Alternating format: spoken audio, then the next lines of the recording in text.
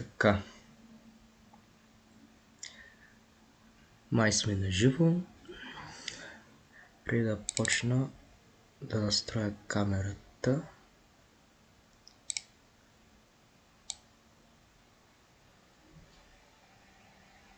Така,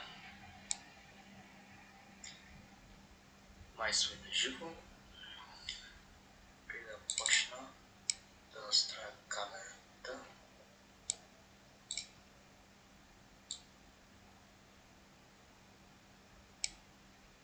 Така, май сме на живо.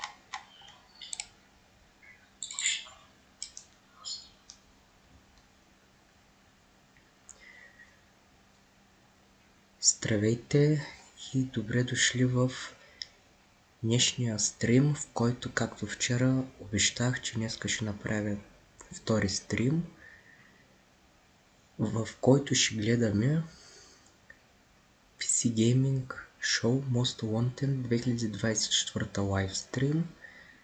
И като за накрая ще повторя, както вчера, подробната информация на The Game Awards 2024 година, къде може да гледате самия ивент, който ще се случи утре,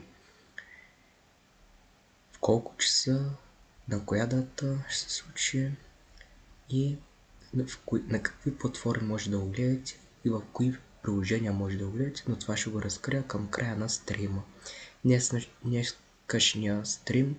Днешния стрим няма да е както вчера 3 часа и половина, 4 часа. Днеска ще е около 2 часа, може би по-малко от 2 часа, може би повече от 2 часа, не се знае. Но добре дошли на днешния стрим. Казвам отново и в следващите няколко час-два, може би, ще сме заедно и ще си изкараме днескашния ден, а именно остатъкът от следобеда, защото след един час вече ще става тъмно и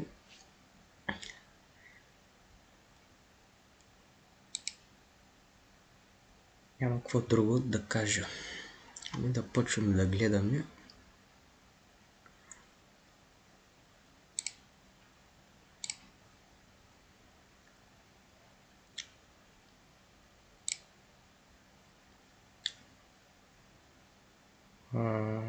Така.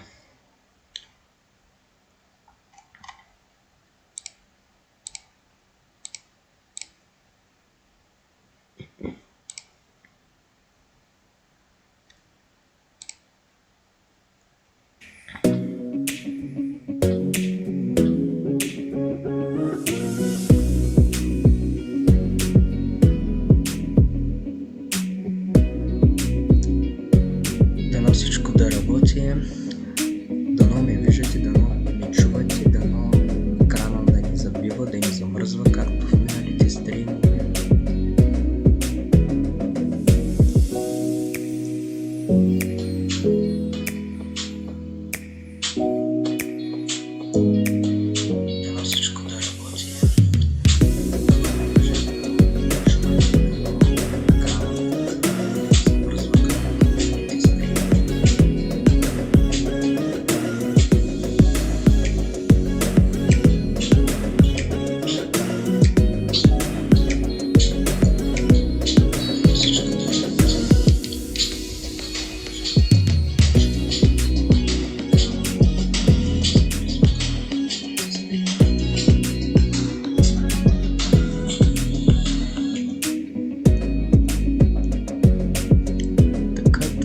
Очаквам от PC Gaming Show е да покажат някакви нови игри, както винаги,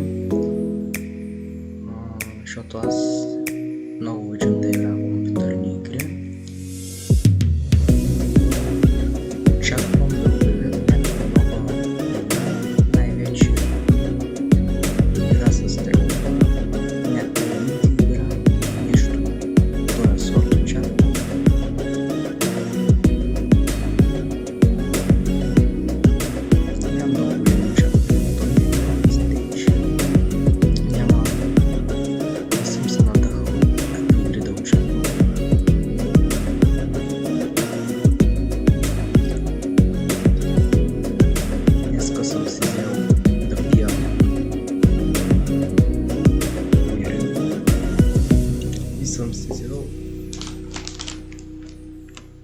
брускети.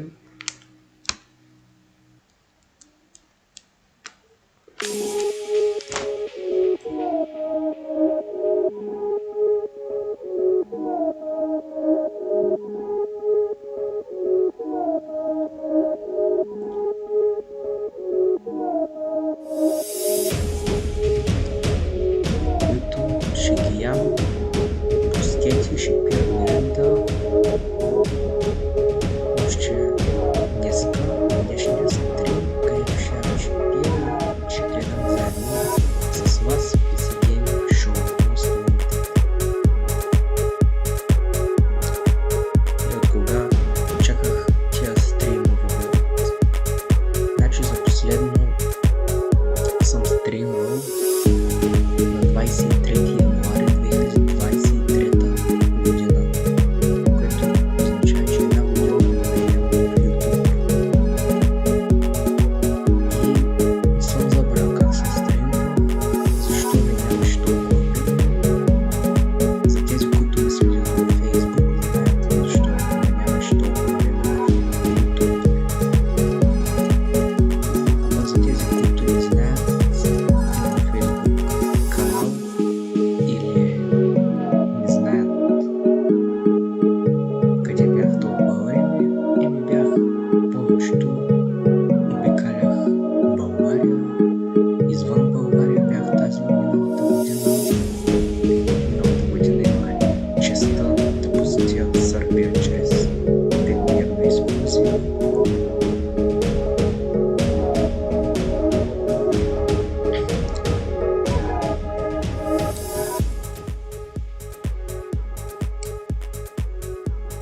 Където аз изкарах много хубаво в Сърбия 5 дена миналата година през август месец. Тази година в началото на април пък бях на 2 дена бях в Гърция, тази хубава наша съседка. Пипнах малко гръцката вода. Имах честа да посетя и Гърция. После август месец тази година, не миналата, тази година пък бях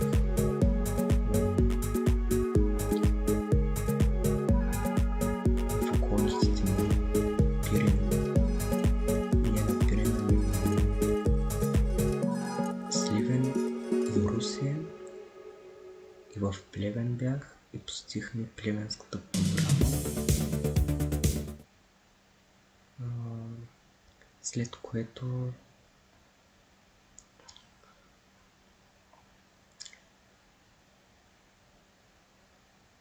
ноември ми беше последната експедиция, както за годината, така и за мен до сега.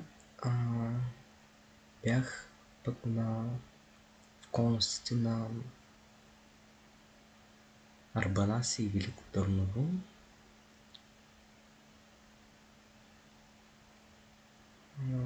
Тези, които ме следят във Facebook, знаят, познават ме и може да ми видите всички снимки и клипове, които съм публикувал от тези хубави експедиции. Имам всички експедиции качени в моя профил чрез снимки и клипове, които може ви да ги гледате и да натиснете лайк. И ето, че най-накрая се завърнах от тези експедиции и лека по лека мисля този мой YouTube канал, който създадах през 2022 година, когато бележи началото на моята YouTube кариера, ако така мога да кажа.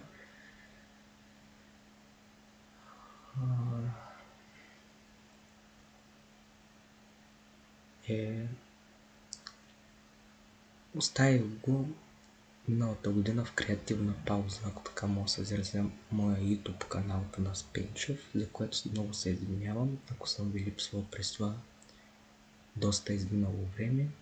Но ето сега, че се връщам и ще има стримове. Вчера имаше стрим, днеска пак ще има стрим и утре ще има стрим.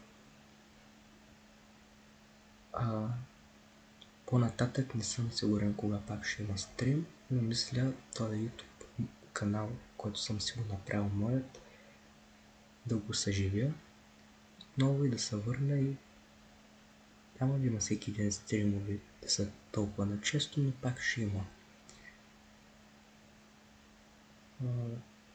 Утре ще има стрим и след това не знам кога пак ще има стрим. PC gaming show Most Wanted will begin shortly.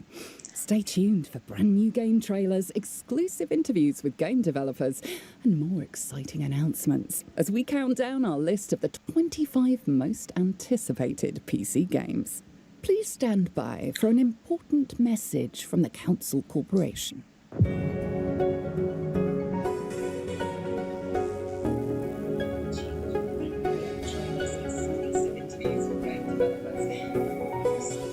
Hello, I'm Edis Whitaker, and on behalf of the Council Corporation, I'd like to welcome you, Dave, to the За Council. тези, As a new които не employee of the знаят, Council, утре ще има please стрим remember we're a по normal случай company. случващото And се на before The you Game begin your Awards first day of work in this 2024 building, година, а not some именно other secret игри underground на building, годината but this 2024 normal година, building, please където acquaint ще yourself with the гледаме Council's 5 заедно pillars с of вас на живо в success. моя YouTube канал Products, Атанас services, Пенчев, science. случващото се на The Game Normal Awards, science, not mad игри на science. годината Okay? и затова It's утре ще normal, има стрим just специално normal science. по случай по повод Waste management. на този голям And of ивент, course, който се science. случва It's всяка just година normal края на science. I don't в know why I началото have на to keep saying декември. it. It's just normal science stuff. Може би това за мен е най-очакваният To all евент outward през appearances, a цялата година, completely normal company. защото ми е интересно кой игра ще спечели игра на Beneath its годината, според мен е headquarters, there lies a Black Wukong. laboratory so secret even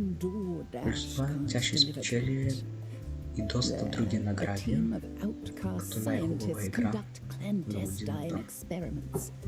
First, they dabbled in teleportation, but that accidentally opened a portal to hell.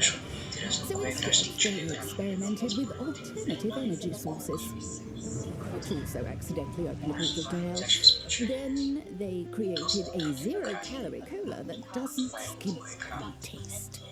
Weary of demonic invasions, the council decided to perform much safer and far more important scientific experiments to determine the most noteworthy and anticipated upcoming PC games.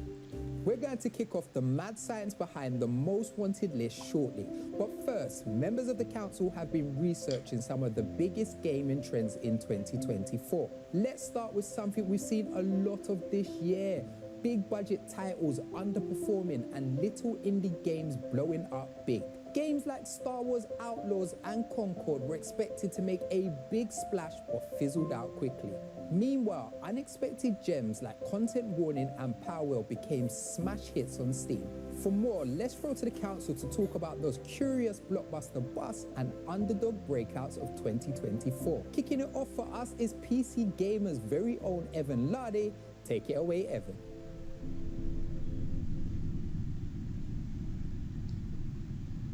Thanks a lot, Midas. So to me, this is one of the most interesting trends of 2024, and it's been going on for probably a bit longer than that, but it really came into prominence this year. Small games have always been where innovation happens, whether it's Dwarf Fortress or Stardew Valley or Minecraft. There are just so many reasons why one designer programmer can make something that a team of 100 either can't or won't. I think it's funny, the games where you can tell that executives decided to tick boxes thinking it would be the next big thing, even though those trends are late, are the ones that are failing, and the ones that are bringing something new or fresh or kind of retro are the ones that are succeeding. We expect the biggest game publishers in the world to release successful games. They have the biggest budgets, the biggest development time, marketing, all the bells and whistles. But it doesn't always work out that way. Independent developers are roughly on equal footing, or at least as equal footing as they've ever been. This new generation of gamers is more hungry for innovation than before. They don't just want the next big thing, they want a new thing. Helldivers 2 was not a surprise to me as someone who was ready to play that on day one, who played the original game, who played Magicka, who knew what those devs were capable of with co-op and how much they lean into the chaos of it. You know, team killing and all that, you know, friendly fire. If you leave that on, funny shit is gonna happen. And that's the kind of stuff that, you know, in a boardroom, they'd be like, no, no, no, no, no. Whether you're AAA or indie, that's sort of the new baseline. We're getting better and better games overall. It's a golden age of sorts. Personally, I'm glad that more people are playing more kinds of games now, and I hope we can all stay curious. Oh wow, we're definitely seeing a resurgence of those classic style games we know and love. Now, in 2023, Japan had a big year in PC gaming with Armored Core 6, the Resident Evil 4 remake, and Like a Dragon Gaiden. But no one was prepared for just how huge 2024 would be for Japanese games.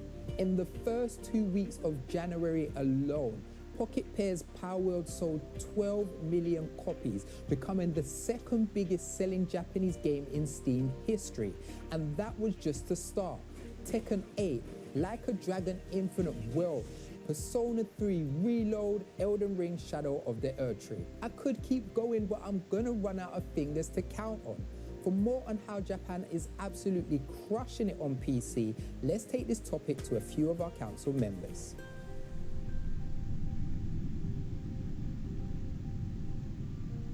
It feels like we're in the renaissance of the Japanese PC gaming sector at the moment.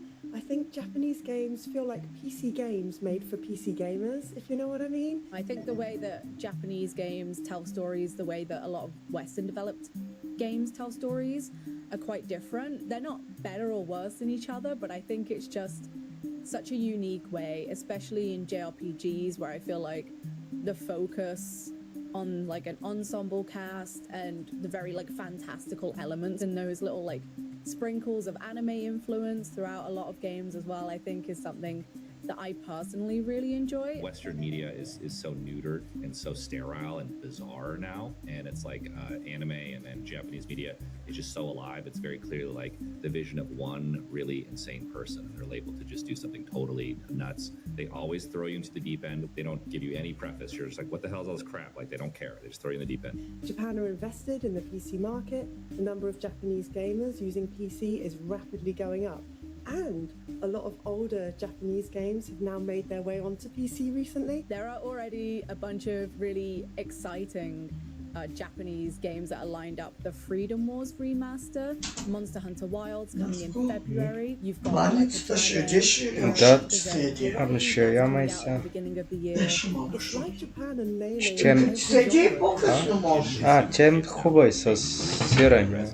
Anime, and they're really left cold with most Western media. The fact that there's all these different genres of Japanese PC games being so well received tells me that Japan are placing gameplay, like pure, enjoyable PC gameplay, at the epicenter of the games they create.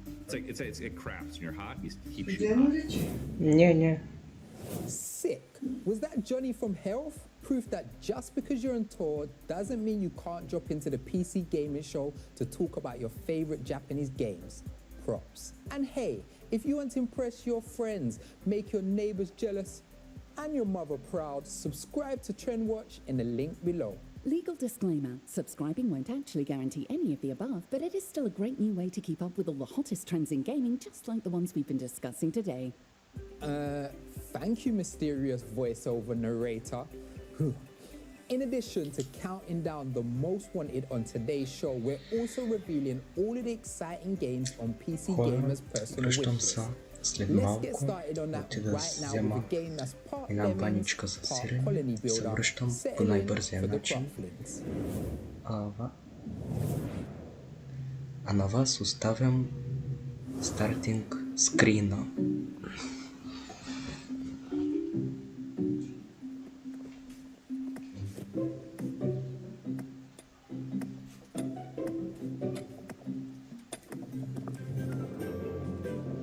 Какие места у нас красивее.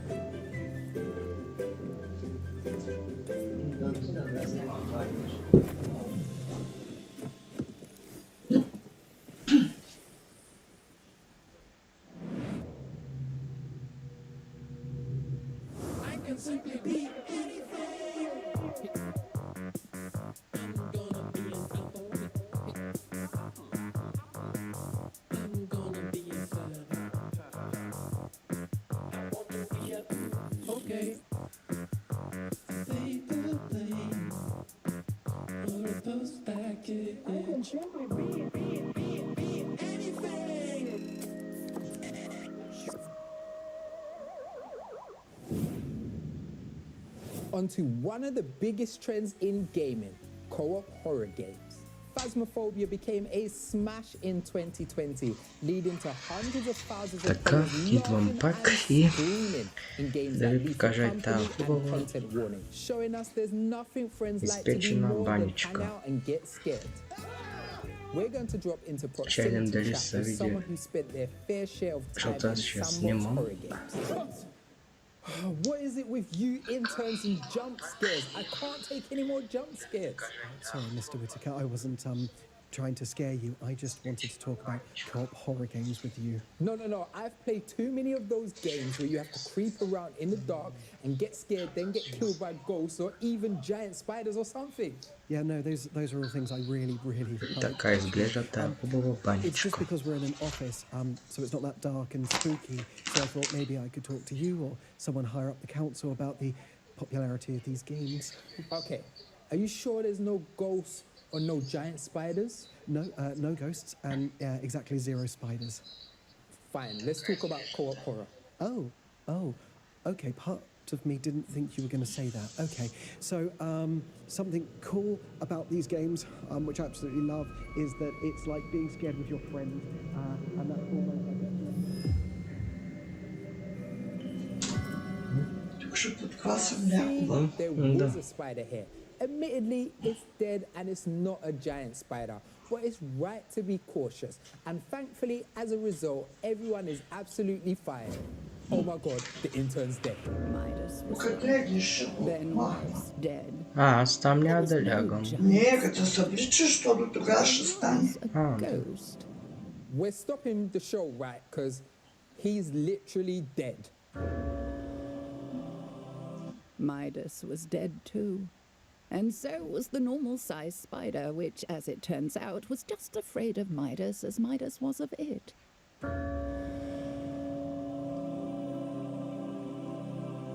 For more on the co-op horror game trend, we take you now to...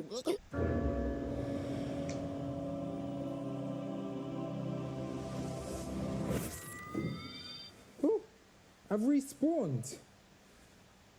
Hey, I've lost half of my loot, but that's gaming, baby. Me too.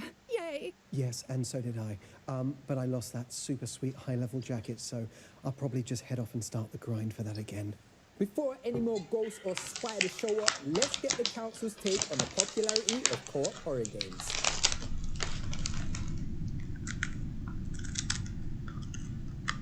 My gosh, what a year for horror games. They do a great job of taking a group of players and putting them in a space where that they can laugh, scream, and cry, and create some really memorable interactive moments.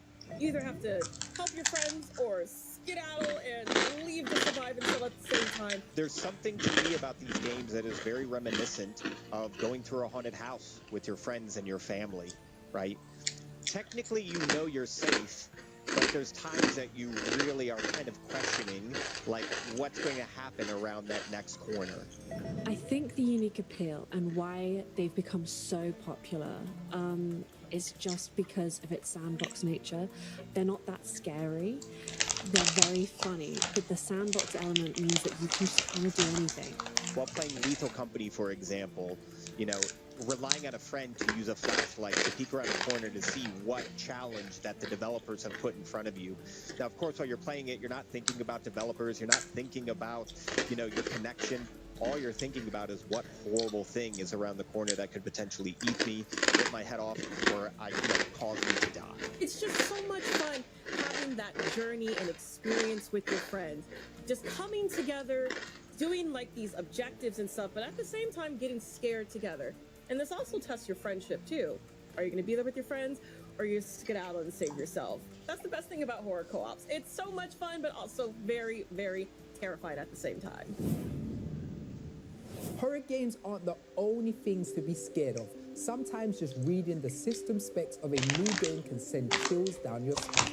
As games get more demanding, gamers look for new ways to improve performance, which takes us to our next trend, upscaling. Upscaling with DLSS and FSR used to be an optional way to achieve higher frames per second, but more and more we're seeing it becoming a requirement for new games, and we don't think that's great news. For more on that, let's overclock this pre-show to ultra by checking in with some of our experts.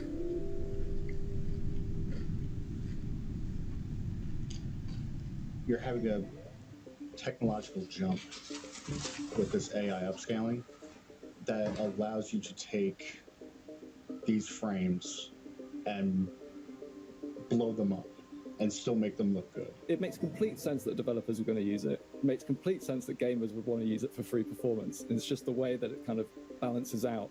I have 20 graphics cards sitting on a shelf. I've got 18 processors over here. I've got 5 different motherboards. You know, all these things developers have to try and factor in. So if you want to make sure it runs on this configuration, you want to make sure it runs with this graphics card. And that takes a lot of time. Say you're like really skiing and you're trying to go down a slope and you want to get under like 2 minutes, but you just can't do it. So you buy better skis and then you nail it under two minutes and everyone on the mountain cheers you, right? Then next year you go back and Отядени бе, да не ето и гъбите, дето бе, защото то замери се веднага на гъби. feel like they're a requirement for even going down that hard slope rather than a benefit to it. I think that pretty much is kind of where I guess people are seeing how DLSS and FSR and other technologies are being used. Ще бях годинала, чудо с небе. Да. Щом имаше много слънце, да. Ти знаеш ли как се заема? Да. Къде?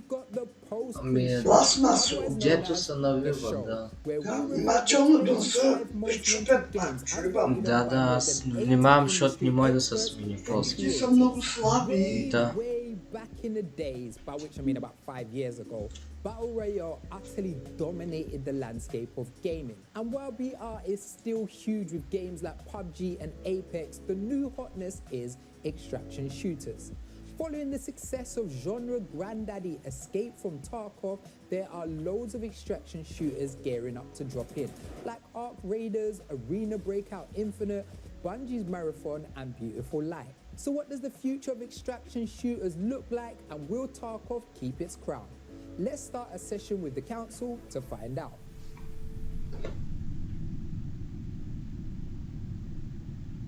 I think something about extraction shooters really kind of tickles the brain for a lot of FPS players, because a lot of people who are playing Battle Royale enjoyed that idea that you kind of hit the ground, you loot a bunch, and you see where you get. I think extraction shooters take that step further, so it's, you know, you hit the ground, you loot, and then you retreat back to your tiny little bunker. But I also think that having a little bit of tension, having like your loot on the line every time you get into a firefight is something that just really draws people in, and once you're in, it's really got you, you know? We totally understand the concept of losing something, so the challenge of facing that against other players, I think that can just be really addictive. Just that idea of running around and looting stuff. When we talk about extraction shooters, really what we're talking about is Escape from Tarkov, and that is a very specific, well-defined view of how extraction shooters should work. But what I'm really enjoying at the moment is that we start to see slightly different flavors. So Grey Zone Warfare is a little bit more of a kind of like military simulator, a little bit more PvE. I've just played Ark Raiders, which is really, really exciting, and that's kind of a lot more, you have a lot of movement, it's a third-person game. We're seeing everyone now, as with a multiplayer first-person shooter, you can now kind of pick your flavor a little bit. Well, that's it from me on my cartoonishly large desk. Stay tuned for the PC gaming show Most Wanted, where... Ooh, sorry, getting a phone call. Unknown number, no. Midas, I'm calling you. Pick up the phone. A little help here? You suddenly feel compelled to answer your phone. I suddenly feel compelled to answer my phone. Midas, at last. Frankie, what's with the phone call? You know I'm digital, not analog. Because I'm in the lab. Well, why is the secret underground lab we built in 2024 filled with outdated equipment from 1976? For the vibes? Anyway, we're getting ready to start the show down here. Did you tell everyone that on the PC Gaming Show Most Wanted, our council of industry experts will share their picks for the 25 most anticipated PC games? I was about to, but I got interrupted by a phone call. I was also about to say we've got interviews, trailers, announcements, and a lot more. And it's all hosted by the one and only Frankie Ward. Frankie, that's you. Oh, right. Yeah, I can't talk. I've got to get the show started. Right. Where was I? Oh, of course. Before you lot head down to Frankie in the lab, we've got an exciting trailer for our friends at Husk Rafts. Here is epic spaceflight action shooter Rogue Eclipse.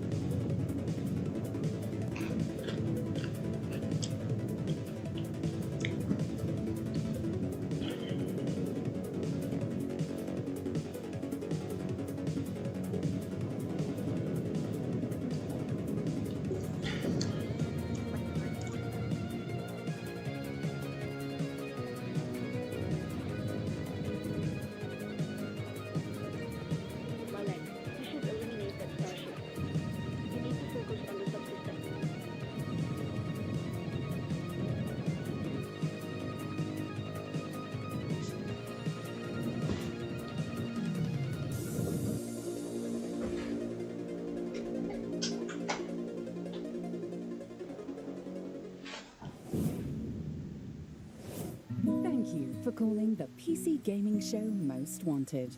Your games are important to us. For exclusive new trailers, press 1.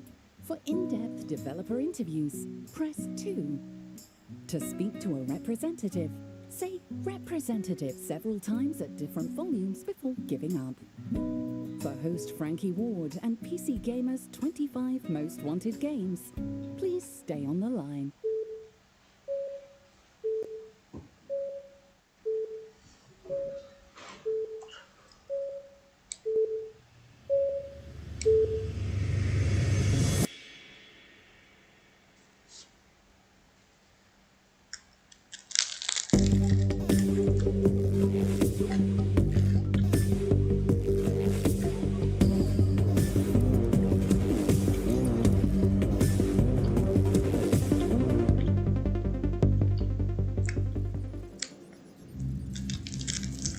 Oh!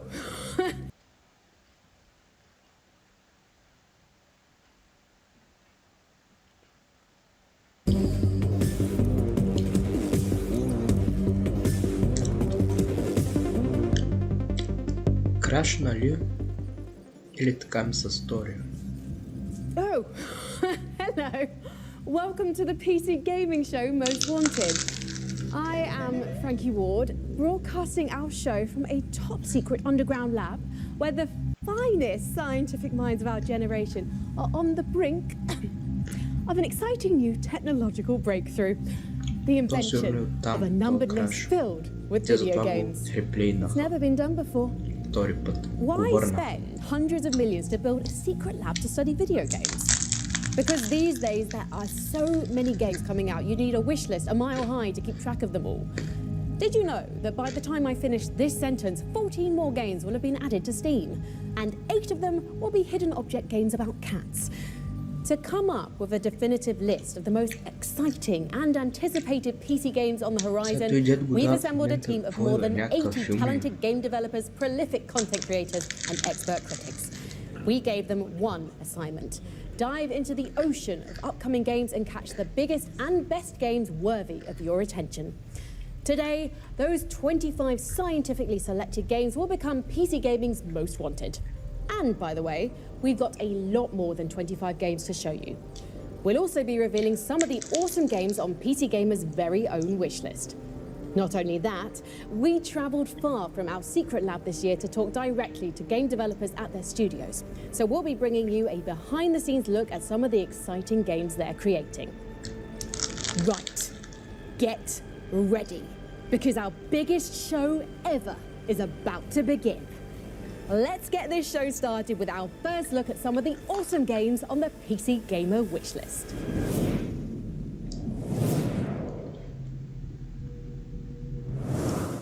The life of a merchant should be easy.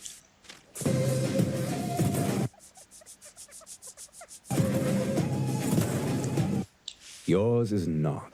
Тази игра вече ми изглежда интересна. You want more.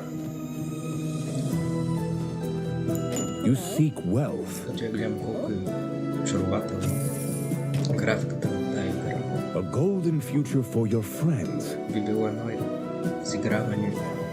Does your ambition meet no end? Tell me, little merchant, how much can you take? Moonlighter и две The Endless Vault. Дай да си я запиша.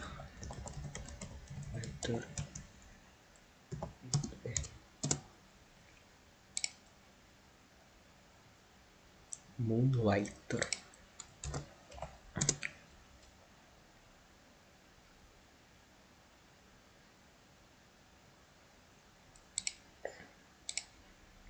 Първо ще видя първата част и тогава, ако ми хареса първата част, ще скоча на втората част и ще ги изиграя и двете части.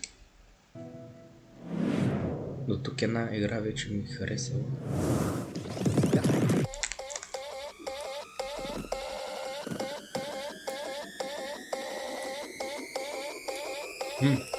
Интересно.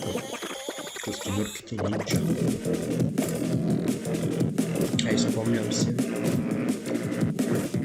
Когато бях 6-7 клас, още в Чудомира, когато учех, след като се прибера, вкъщи пускам телевизора и като описта се даваха костюмърките нинджа, аз сядам и гледам. Тази анимация беше най-любима на времето.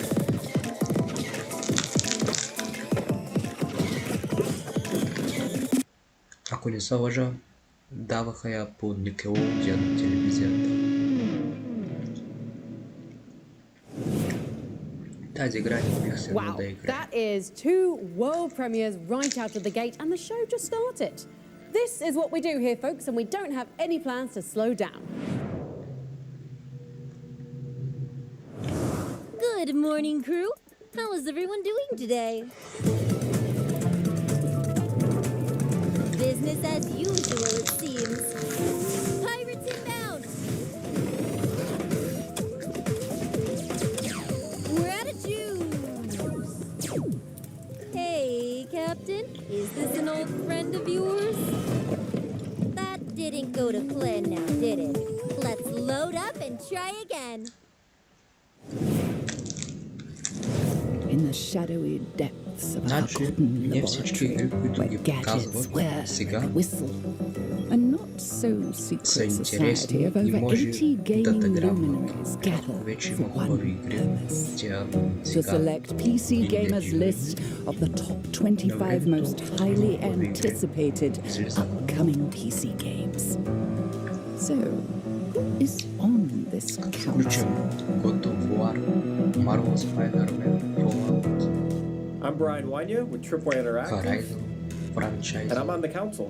I'm Anna Demetrio. I'm a content Cyberpunk. creator and a voice actor, and I'm also a member of the council.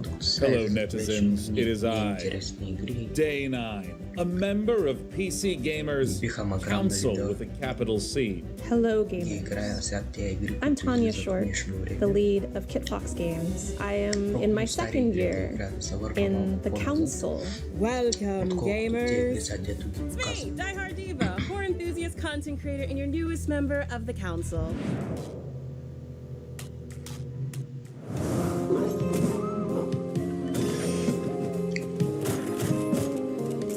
Quake 2 Remaster.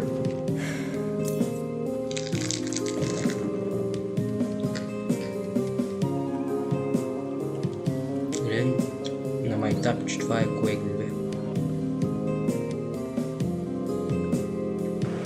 И сега представите ли си, че това наистина е Quake 2? А, не. Enough appetizers. Let's get to the main course, the first entry on our most wanted list. Remember, all the games on our list were selected and voted on by more than 80 industry experts. Here's the council's pick for number 25 of this year's most wanted countdown. Number 25, Judas. It's Dash from Tech Radar Gaming. Back in 2007, BioShock blew everyone away by really pushing the envelope for video game storytelling. Now, Judas, which is coming from BioShock creative director Ken Levine, looks like it's going to do that all over again in 2025. You've got 3 conflicting characters on board a giant crumbling spaceship, where every decision affects the trajectory of the narrative. Which one are you going to side with? Whose ideals do you agree with? These are the kind of questions that I can't wait to sink my teeth into when it arrives. Of course, the story is just part of the picture, as it's also got an absolutely kick-ass art direction too. Everything from the ship's dilapidated halls to its colourful inhabitants just looks incredible.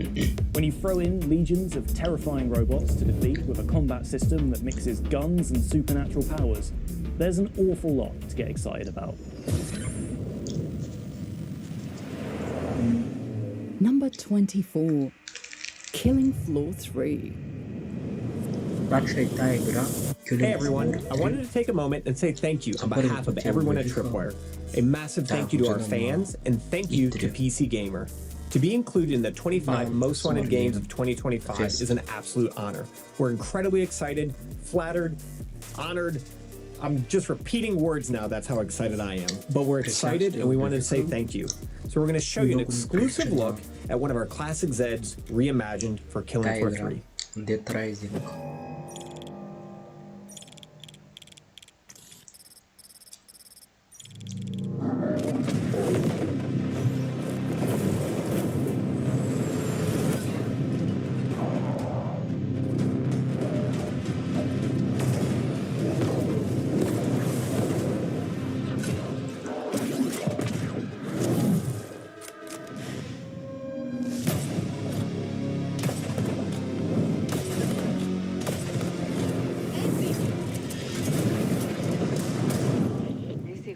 Podría ser un problema.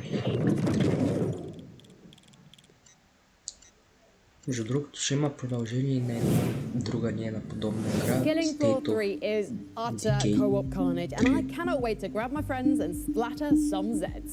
Before we get too deep into our most wanted list, I want to help you keep track of all the great games we're showing you today. Just head to our Steam page at pcgamer.com/wishlist and you'll find every game from today's show. Speaking of lists, let's scroll through PC Gamer's overstuffed wishlist for something new.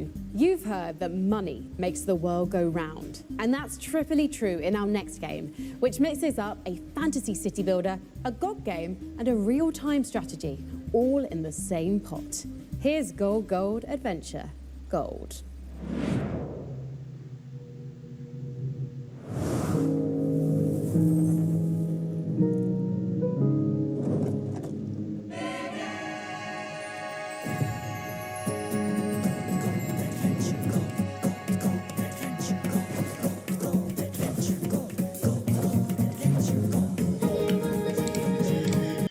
Че да си направя на камерата пак такова, че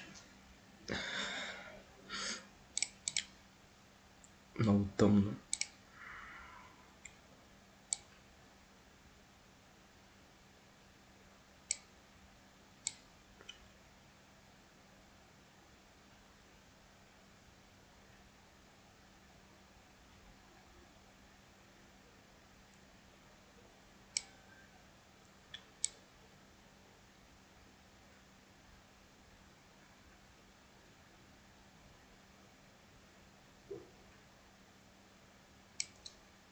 Е така би трябвало да ме виждате.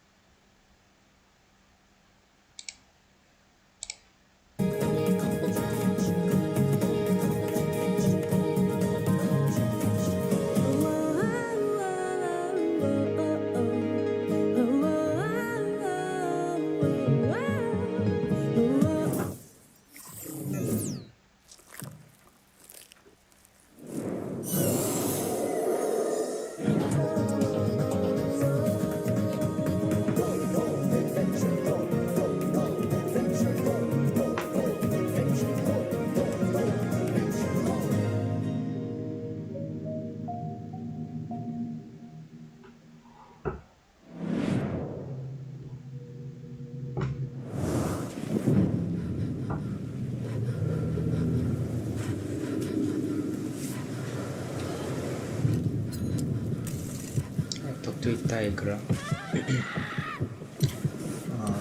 Как беше тая игра с катерието, която я обявиха тая или миналата година? Не си спомням.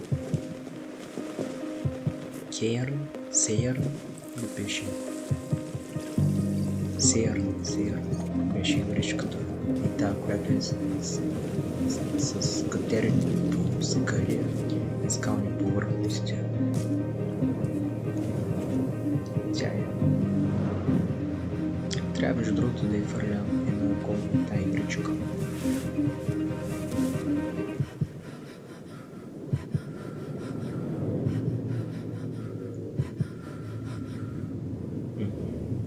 Сейърн. Че да и...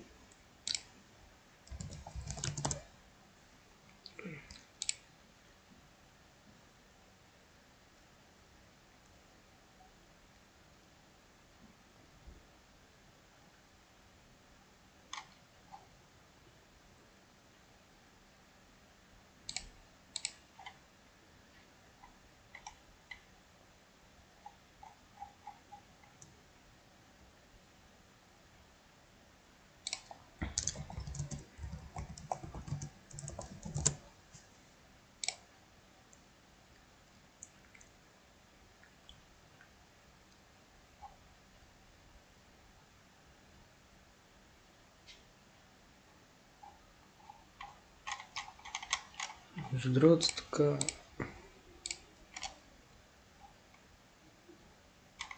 И тук има някакво гласуване в Steam. Каква беше? Керан.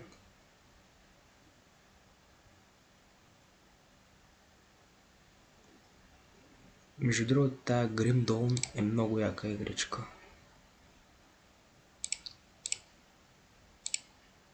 Аз не съм я играл, но много ми прилича на Diablo вселената.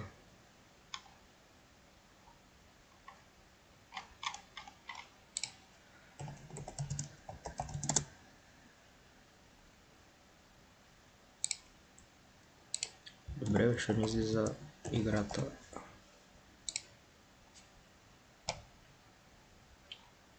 Значи играта е...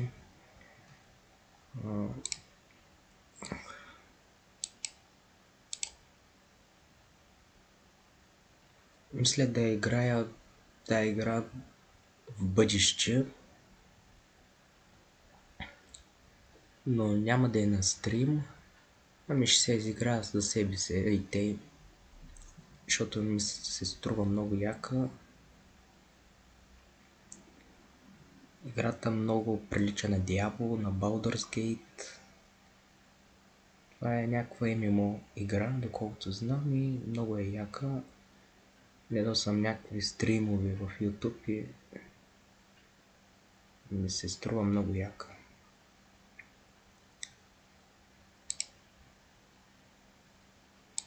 И така да не се отплесваме от...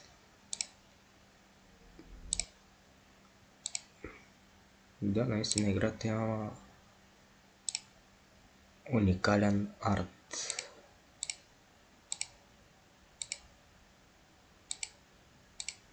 Веднага може да забележи, че това е като Diablo, обаче с друго име и друг главен герой.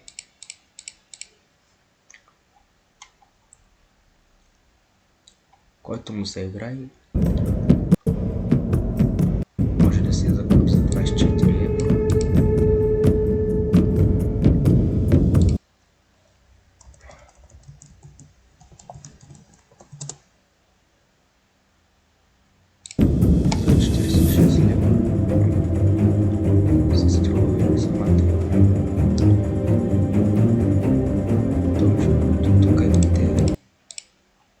Няколко начина. Едното да закупите главната игра без експанжените, защото тази игра има експанжени, които са Ashes of Malmut и Forgotten Gods. Има и още два експанжена, но те не са включени. Тук не знам защо.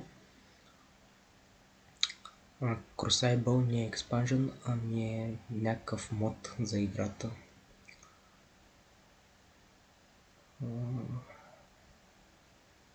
Пък ако искате, Тук има някаква Far Test Frontier. Игра, която не знам.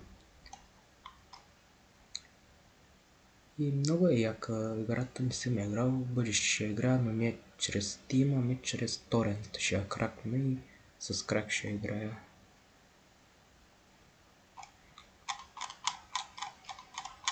Добре, какво стана с тази игра? Сирен.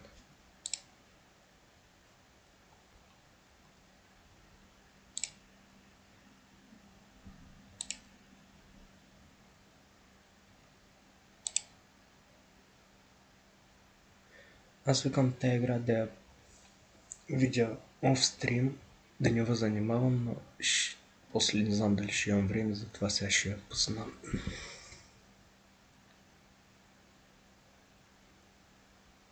Както вие да я видите, така и аз да я видя. За какво става въпрос?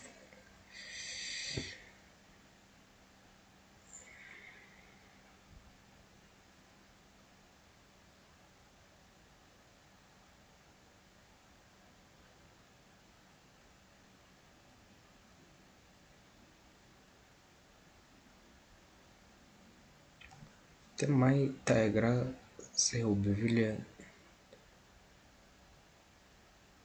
миналата година, ако не се лъжа.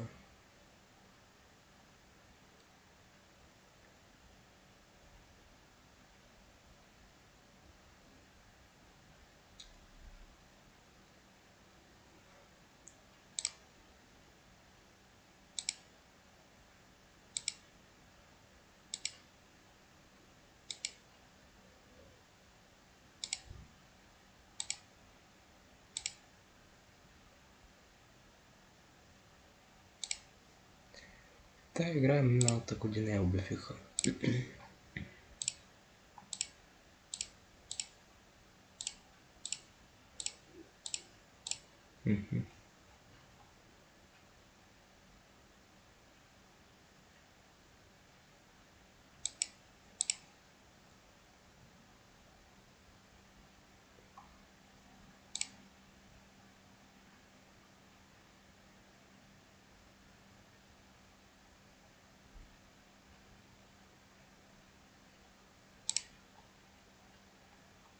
Значи, който се интересува от тази игра, може да я играе. За да я играе, трябва да има Steam свален, защото пише нужно да имате инсталирано Steam приложението за десктоп, преди да инсталирате и пуснете CRM демо. Имате ли инсталиран Steam на този компютър? Но аз не мисля да съм заинтересуван много за тази игра и не знам.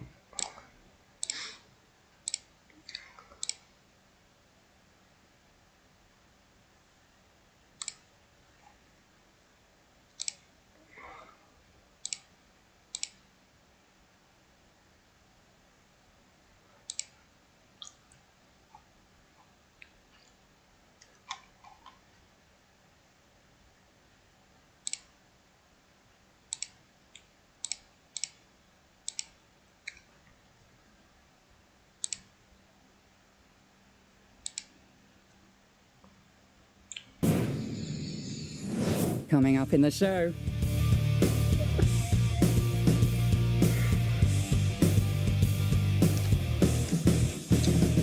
Това е тази игра, бе.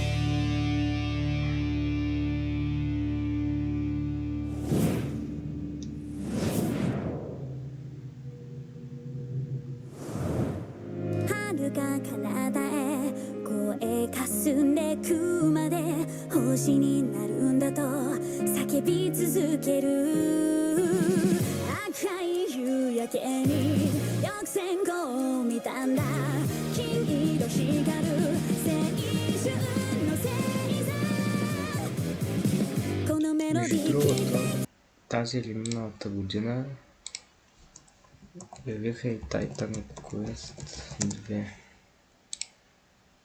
която и ня играше много интересна. Аз още първата част не съм изиграл. Тая игра и тя ще е доста интересна. Има доста игри да се цъкат, но много игри малко време. Както Един български стримър каза Спектъра, който вече не стримва.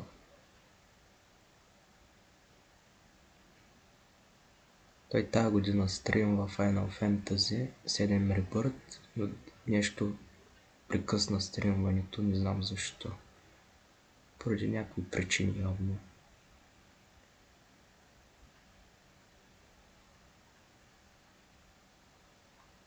Има някакви тук игри, които съм си набелязал да играя в близко бъдеще. Като Blackguards, Titan Quest, Moonlighter и такива работи. За да се придържаме към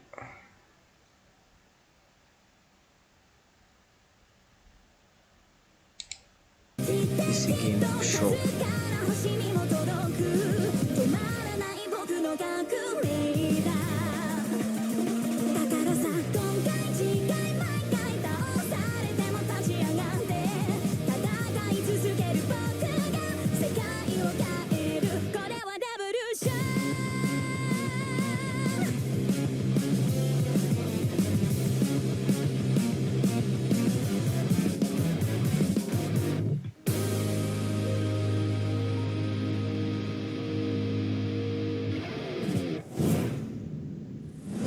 So Starlight Revolver is an ARPG like Diablo, but instead of demons and monsters, it's magical anime girls and minigames.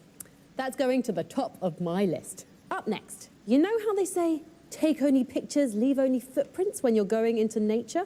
Well, let's tweak that a tiny bit to take every creature, leave smoking craters. Strap on your jetpack, grab your space lasso, and prepare for revenge of the savage planet.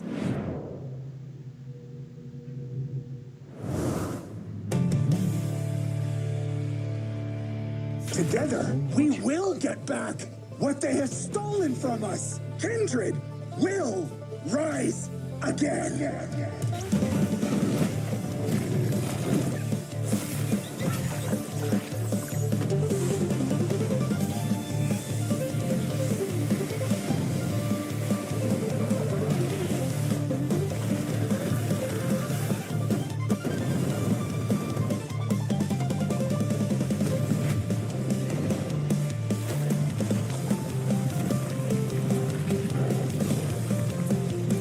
Е тая игра, как се казваше, през 2019 излезе Journey to Odyssey, че помня, не се лъжа, беше особено втора част. Аз пък тая игра изобщо не ми хареса, като я видях за първи път, дори втора част явно. You tell Tweed to back off, or we are going to rain righteous fury down on him. Revenge of the Savage Planet. Втора част на първата.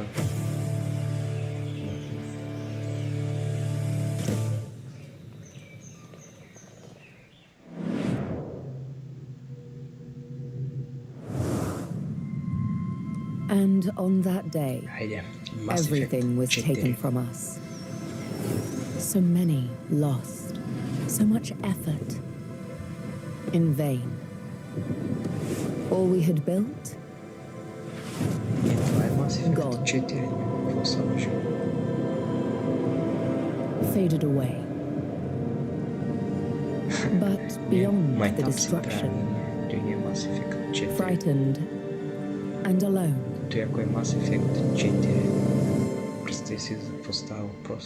we found each other. Now, together, we're discovering new horizons. Every foundation laid, every spark ignited, every connection made builds something new.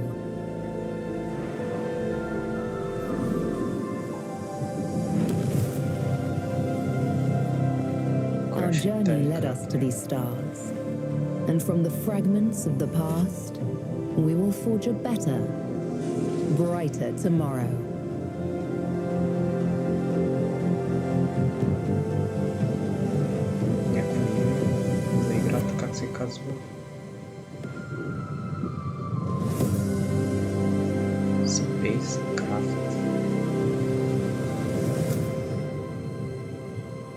Online Galactic Frontier.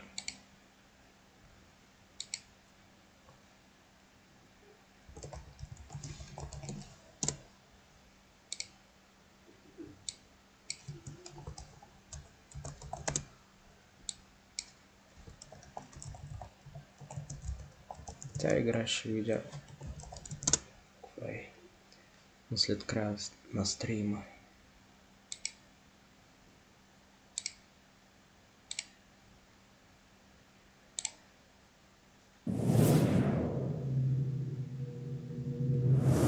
I wake to the warmth of the waxing salt sun, and before I draw breath, it sidewinds to the beetle moon. I muse on my many selves, think on the jewels I've loosened from the lime, and all the myriad forms space and time have lathed me to. I dream of the sky shelf and its cosmic tilt, the movers that ferried strangers across stellar gulfs and toward their numinous ends. The earth falls away to light and dust, and I dream no more. Now we become the specters that peopled the caves of Cud. It's been a long time coming, but well worth the wait. Caves of Cud is one of our favourite roguelikes, and its 1.0 release is out right now. Next up, we've got... Sorry to interrupt, but the Council's deep orbit satellite is picking up a transmission. Looks like it's coming from the planet Draga in the Virgo constellation, 60 light years away. No, wait, scratch that. It's coming from Los Angeles. I've said it before. I'll say it again. That's 2 times I'm going to say it. Beverly Hills Cop refers to Billy Rosewood, not Axel Foley. In fact, Axel Foley says the line, Billy's a Beverly Hills Cop, 1 hour, 14 minutes, and 33 seconds into the first movie. Case closed. Was that streamer, game developer, and PC gaming show host Sean Day9 Plot talking about Beverly Hills Cop? Yes, to all of the above. It should not be legal to call a meal a shrimp feast if it has less than 8 shrimp. It's not a feast. It's not even a fest. Sean? Sean, hello. Oh, Frankie, I didn't see you there. Oh, and disembodied voice of Amelia Tyler. I didn't hear you there either. Hi. Sean, what are you doing exactly? Well, I'm not hosting the PC gaming show Most Wanted this year, so I thought, why not explore other art forms? You know, outside of looking seductively into a camera while I talk about video games. So now you're a movie vlogger and shrimp critic? We prefer the term shrimp journalist. Okay. Will you promise to leave movies and shrimp alone if I let you... Now you're... Здравейте на всички и добре дошли на днешния стрим, в който днешния клип, в който ще кажа, че е 17:00, където не по-малко от 5 часа остават, откакто започва на живо излъчването и случващото се по The Game Awards 2024, игри на годината 2024 година, и го правя този клип, защото каня всеки, който е свободен и който не му се спи или няма какво да прави, или ако има свободно време, да дойде в моя YouTube канал Атанас Пенчев и да гледаме заедно всичко, което се случва по The Game Awards 2024, игри на годината 2024 година, и заедно да гледаме, да се забавляваме, да се изкараме готино и приятно в случващото се. Стрима започва от 12:00 моя стрим, а пък иначе официалния стрим започва от 12:30 техния. Ние ще почнем с 30 минути по-рано и нямам търпение да видим какви игри ще обявят на тази годишното събитие, коя игра ще спечели игра на годината, според мен е Black Myth Wukong. Тя ще спечели и други награди за най-хубава игра на годината.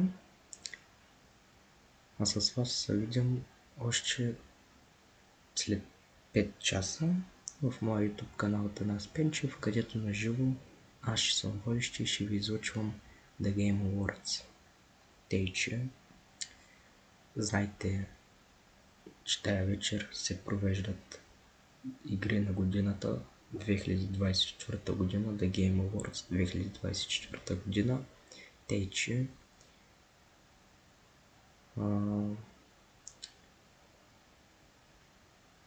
това е всичко, което искам да кажа и с вас се видим след 5 часа в моя YouTube канал Атанас Пенчев. Айде!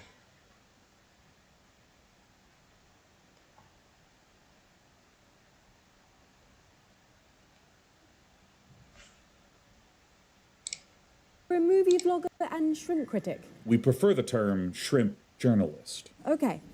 Will you promise to leave movies and shrimp alone if I let you talk about a video game while looking into a camera? Oh, golly, do you mean it, Dr. Ward? Well, why not? Just make sure the viewers know I'm the star of the show.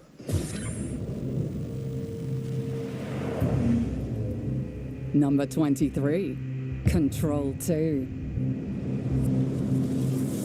Now, I know we all like working from home, but there's one office we all long to return to, the Federal Bureau of Control.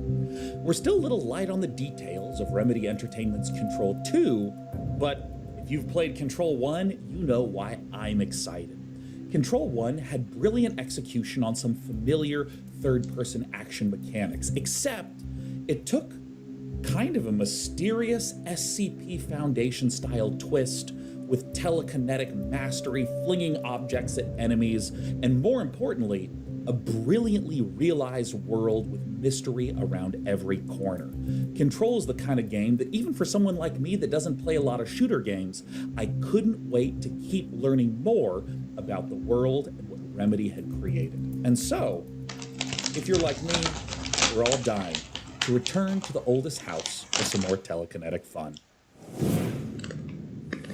Here's one for your wish list. In Crescent County, witches go high-tech with jet-powered motor brooms in a life sim and racing game that delivers itself to number 22 on our most wanted list. Crescent County.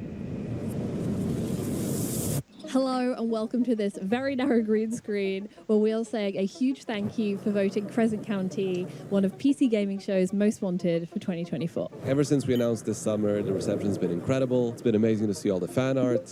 And fan fiction. And all the fan music. And honestly, just seeing the reception, meeting people at Comic-Con and spending time seeing people resonate with the, core concepts of Crescent County, like making deliveries, racing your friends and kissing them on the mouth. We can't wait to show you a bit more of the game, a lot of the cool modifications you can make to your broom, all the cool little shortcuts around the island. And all the general mischief that you can get into too. So if that sounds like your vibe, we'd love it if you could join us on the Discord. We've got something in the works we're very excited about, but we also really want to show people more about the process of game dev as we think it's really important. So yeah, follow us on social media and we hope we can get this in your hands very soon. Thank you so much. Thank you.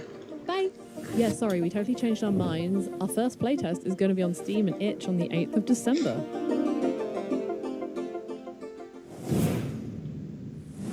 One, you're an outlaw. 2, you have your own spaceship. 3, you have a misfit crew to manage. Do I even need to go on? Cyberpunk RPG Citizen Sleeper 2 Starwood Vector rolls a handful of dice and lands at number 21 on our most wanted list.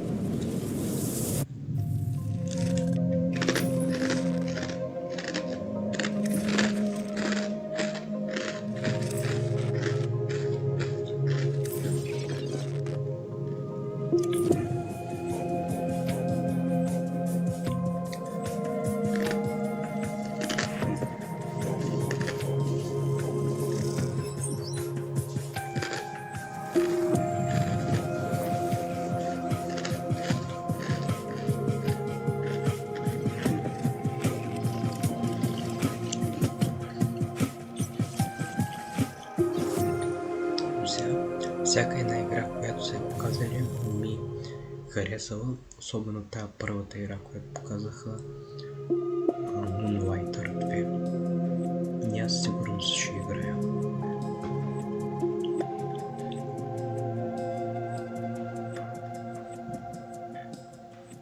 I think the thing that I really want to emphasize with Citizen Sleeper 2 is that it is a narrative game and it is all about meeting characters and there's a lot of text involved, a lot of reading, but actually it really is a role-playing game. And in Citizen Sleeper 2 especially, that means that your choices and the way that you decide to use the dice rolls and the way you react to your luck and your fate in the game is really, really important. You have to deal with bad luck all the time, with failure, with stress and all of these things, and I think that's what makes the game really exciting and engaging. I think the thing that I'm trying to do differently with Citizen Sleeper 2 is really emphasize the mechanical aspects of the role-playing. I think the first game did a really good job for players who are really into role-playing, but I think for the second game I wanted to have much more mechanical elements supporting that. So the new dice system, the new stress system, glitching your dice, breaking your dice, all of these structures, they kind of create much more gameplay around the body of the sleeper, what it means to be like an android whose body is falling apart because they're escaping the corporation that made them. You're really getting to see that in the mechanics, but also in the story, this way that the sleeper's really struggling with this very human thing, which is this strange unknowability of our own bodies, that they are both something that we are and they're integral to who we are as people, but they're also something that we don't exactly know how they work all the time and we don't know what they're doing all the time, we just kind of feel their effects. Qualities that I really tried to bring into Citizen Sleeper 2 and maintain, even though you've got the crew, you've got the ship, you're traveling around, it's kind of like the human scale sci-fi and really the intimacy with the characters, but also the intimate quality of the writing and the experience of kind of being in the body. It's kind of almost like a kind of emotional realism that the game tries to have. So I think that's been really important. Working on a sequel is definitely a different kind of challenge to working on an original game. You know, the game is already in the world, it already has fans, people have expectations, and when you're adding new ideas, you're kind of thinking all the time about the audience. Oh, they're gonna love it when they get to this bit, when they see this, and especially like having returning characters and having things happen in the same universe has been really exciting to just know that I'm dropping all these little golden pieces of moments that will connect to people. It feels really special to still be telling this story through the PC Gaming Show and to be voted one of the most wanted games. I think because when we had that first wake-up sleeper moment on the PC Gaming Show, it was the first moment of kind of like putting it out in the public eye and having people react to it. I really wasn't sure people would love the game. And especially because I was experimenting with taking ideas from outside of games, from tabletop games, and bringing them into games. And it turns out everyone was like, yes, this is something we really like. We really want you to do this. And so, yeah, it became really important to me to make a sequel. I hope you enjoyed this look at Citizen Sleeper 2.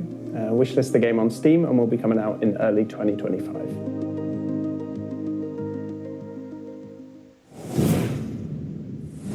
If you're keeping score, we've just revealed our first 5 most wanted games.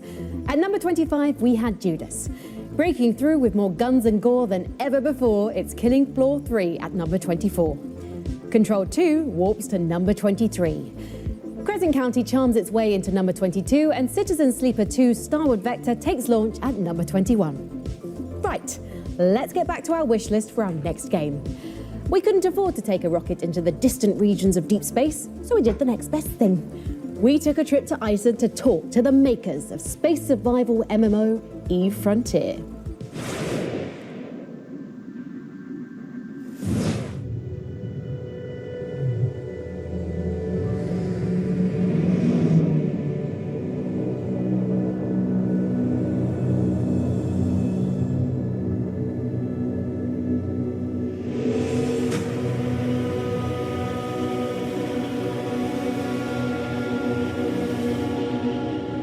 Eve Frontier is a survival game set in space, with a focus on self-reliance, moment-to-moment gameplay, and unlocking third-party development with an inclusive business model.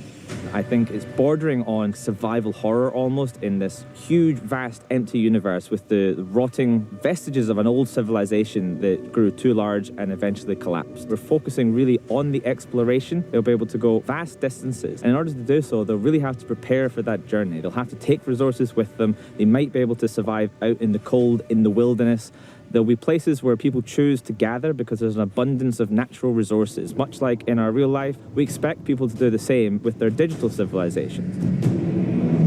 The combat in Eve Frontier is more focused on moment-to-moment gameplay, where what you see in the space scene around you really matters. With occlusion and line-of-sight mechanics, you might not know what's behind the next rock, you might not know who is waiting for you, or perhaps how many reinforcements they have when you're setting your trap. It means the action's a little bit faster, more decisions that you have to make in the heat of the moment with imperfect information, and that will lead to some emergent gameplay I'm absolutely sure of.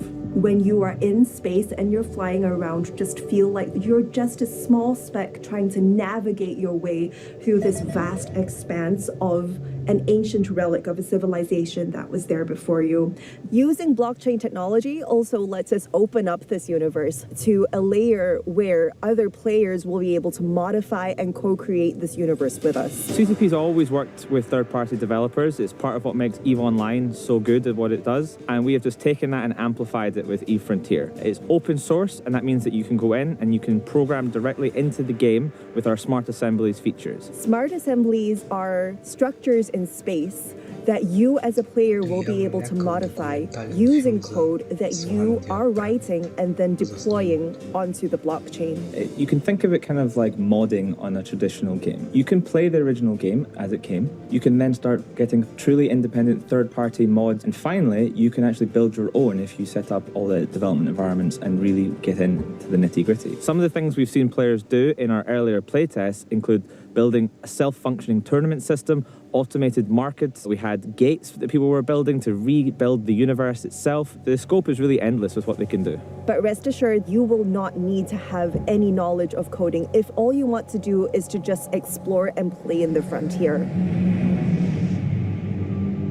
In the frontier, everything is underpinned by digital physics. Very much in the same way that when we're walking around, when we are throwing things, putting glasses on tables, we don't think about how gravity is pulling us down. Within the virtual universe that we're creating together on eFrontier, blockchain is that physics layer that helps us to enshrine these rules to make sure that they are beyond anyone's touching, even ours at CCP. When we were building EVE Online, we decided to build on top of a database. Our choice of a database was hotly contested, at least in this community of people making MMO-like games. And never did we really position the game. EVE Online, the first database game. And we're not really looking to do that with eFrontier either. It is not really a blockchain game, no more than EVE is a database game. We're just being very explicit about it because it is a hot topic and we don't want to hide it away. It does use many stuff. A blockchain is involved, for sure. But it's more about the fact that it is distributed and not centralized. This is more like a peer-to-peer system where everyone can mod the server state in accordance to digital physics we have enshrouded into the world. An example of digital physics could be as simple as item locality. If an item exists, it has a location, it cannot be messed around with. Other examples are that every action has some sort of energy cost. For example, if you've mined an asteroid or you've mined the player who was mining the asteroid with your guns, suddenly you've got resources and that has cost you some sort of energy to do that. It's something that means that you can't just perpetually fly around forever without eventually running out of energy. You will need to stop and do something. That makes the universe feel substantially bigger than infinite free travel, for example. You should be able to observe these rules, and the digital physics are always there, always reliable. You will find that the environments themselves are influenced by these, giving completely different types of gameplay. And this means that there'll be different areas of space that feel very different to play in and have very different effects and resources and threats, of course. Our motto is, we create virtual worlds more meaningful than real life. And EVE Online has been running for more than 22 years now, and it is a virtual world that thousands and thousands of people choose to inhabit and find very real meaning in. We want to build eFrontier such that as time goes on and it becomes more and more decentralized, the people who actually choose to inhabit and find meaning in this virtual world can control it, and to such an extent that it can't be shut off. They choose to be here, they choose to live here in this virtual world, they should have a say in it. And eventually the true long-term goal with open sourcing the Carbon development platform, the ownership of the game itself,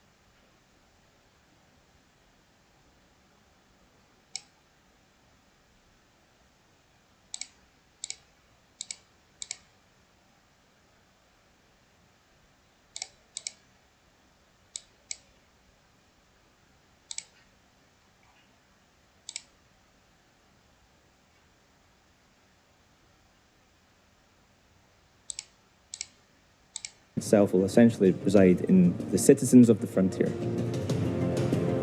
We're really excited for you to join us on the frontier. To get your hands on Founder Access Packs, which are available right now, head on over to efrontier.com.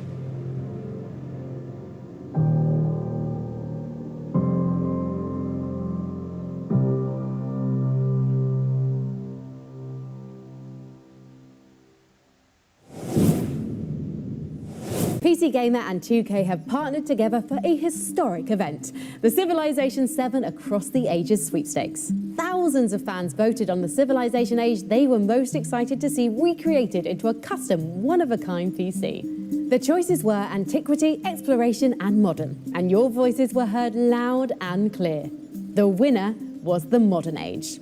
Over the course of the next few months leading up to the launch of Sid Meier's Civilization 7 on February 11th, PC Gamer, in partnership with 2K Games, will be building this unique PC and giving it away to one very lucky sweepstakes winner. The winner will also receive a $2,500 travel voucher so they can visit a real wonder of the world before building it in Civilization 7. And even if you didn't win, we'll be releasing a video showing exactly how this beautiful Civilization 7 PC was built, so you'll still get to watch Civ history in the making. Great games come from anywhere. That's the motto of publisher Midwest Games, and to prove it, they're showing off not one, but two of their upcoming titles.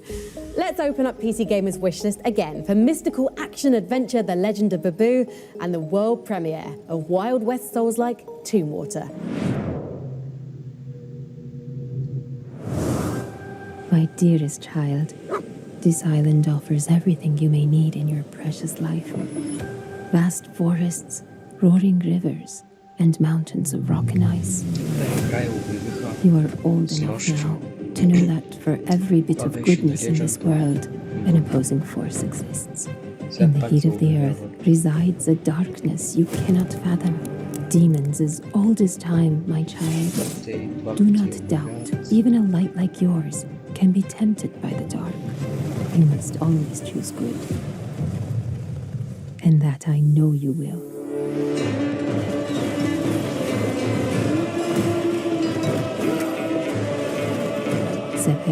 Be resilient, be resourceful, be brave, my son.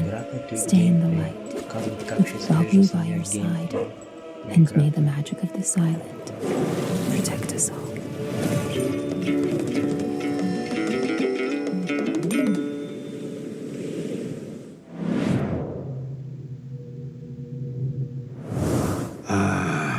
The accursed town of Tombwater.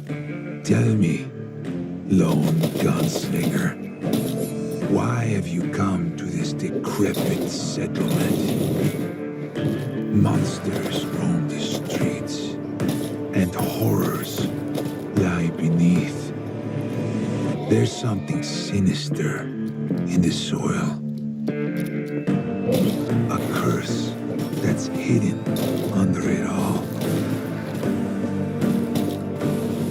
No one leaves Tombwater alive. And it won't be long until you succumb to the madness.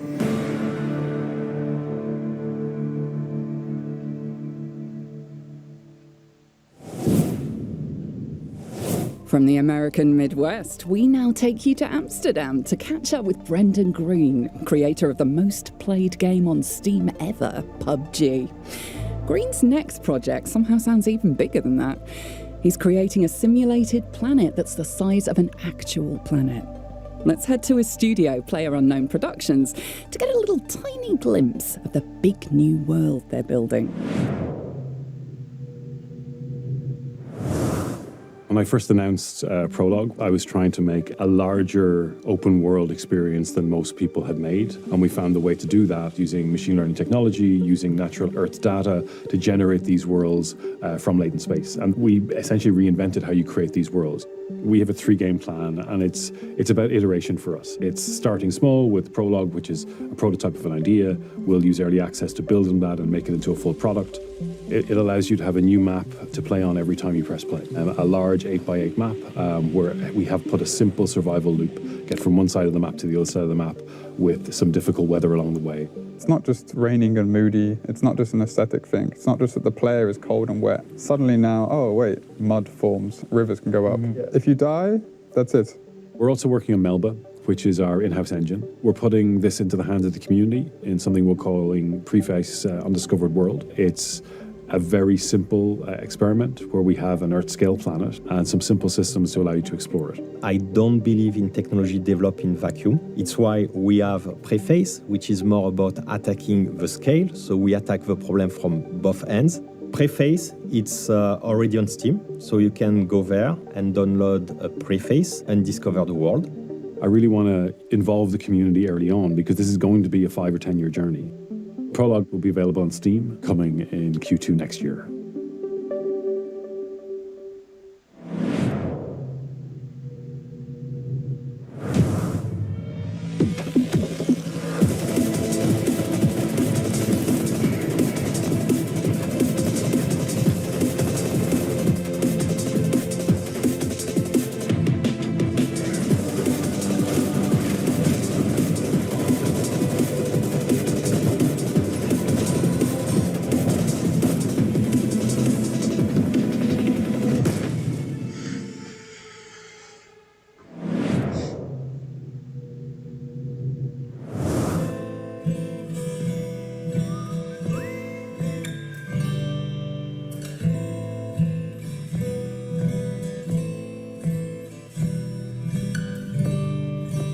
Oh, hey! Didn't see you there. So you're interested in becoming a war mage? You think you've got what it takes? Protecting the Rift is just something brave war mages like me are born to do. We do it for good reason. Trust me, when these green and uglies gets through, baby eating, town pillaging, loitering, it's a whole thing. Anyway, when you can't get old Maxie, no one protects the Rift better than these war mages. Look at these brave heroes. They're awesome. Must have had a good teacher. Each one of them's got their own special war mage powers. Like this. Or this. Whoa, look at that. They even have their own unique weapons and traps. But as you can see, it's not just one trap they're working with. It's a whole lot of traps. They even get to make themselves stronger during missions. How much more powerful can 1 to 4 war mages get? And once the dirty work is done, these brave warriors relax in the safety of the Order Fortress. Here you can buy and upgrade traps, improve your weapons and abilities, or select the next mission and head into battle. When choosing where to fight, you'll want to pay attention to the rift distortions, the weather, and even the time of day. All these things can change the way every mission plays. You know, looking at these war mages really gets me thinking. They're pretty good, but let me show you how it's really done.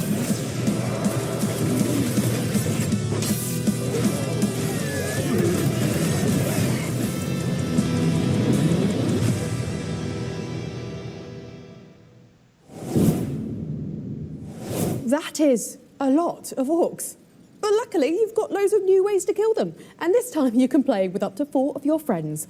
Orcs Must Die Death Trap springs into action in early 2025. Do not go anywhere because we've got a lot more great new games to see as our Most Wanted countdown continues.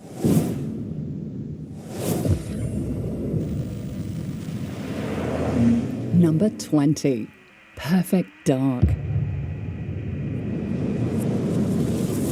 The Perfect Dark gameplay trailer looked amazing, but that's not the only reason I'm excited about it. Look, I'm an old school gamer, so retro N64 GoldenEye is one of my favorite shooters ever. We're talking the characters, the level designs, the missions. That game is immaculate. But I missed out on Rare's next treat, Perfect Dark, and I was always intrigued by the lead protagonist Joanna Dark, and I loved the whole alien conspiracy thing. Seeing Perfect Dark's fluid gameplay, Joanna's traversal, which is giving me Mirror Edge vibes, and stunning graphics, and it's just given a perfect blend, and that's why I'm hyped.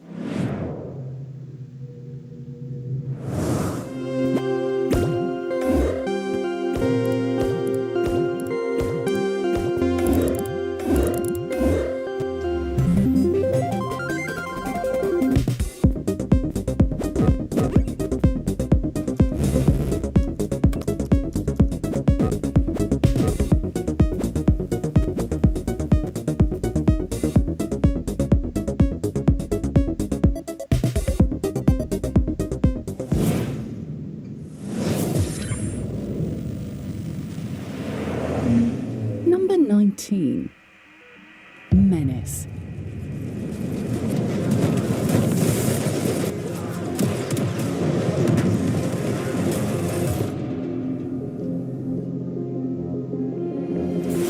Nox has landed. Our eyes see everything. Coordinates loaded and spec'd. Hardware ready to operate at maximum kill potential. A warrior like you is always a part of the holy flock. Should have never come here. Gate Ripper! M0! Yeah, I'll help in a sec. Hardware destroyed.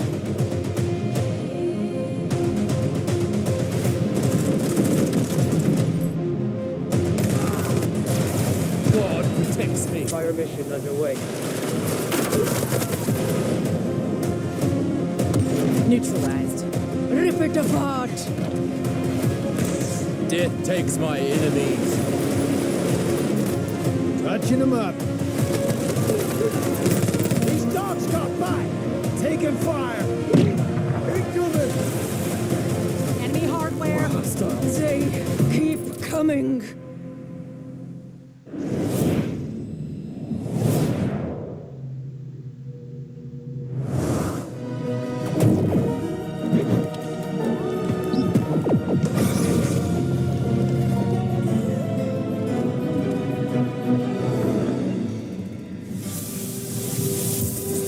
From the grave I rise.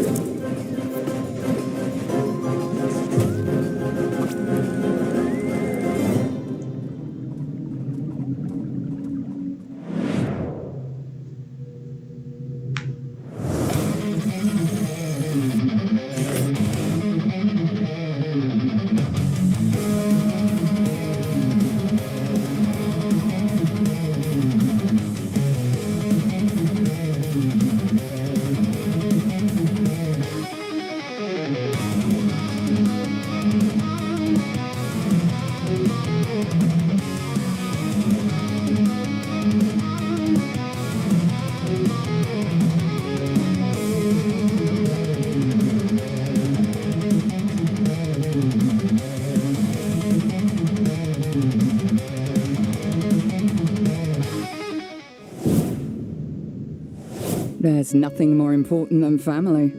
And who would know that better than the makers of Mafia: The Old Country? Here's a message from the developers at Hangar 13 that you can't refuse.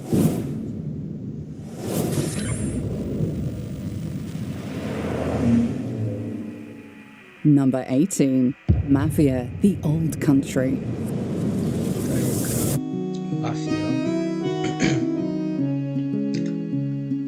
Hi everyone, we are hard at work right now at Hangar 13, finishing up Mafia: The Old Country, and we can't wait to share more details with you. But we wanted to say thank you so much for voting for us.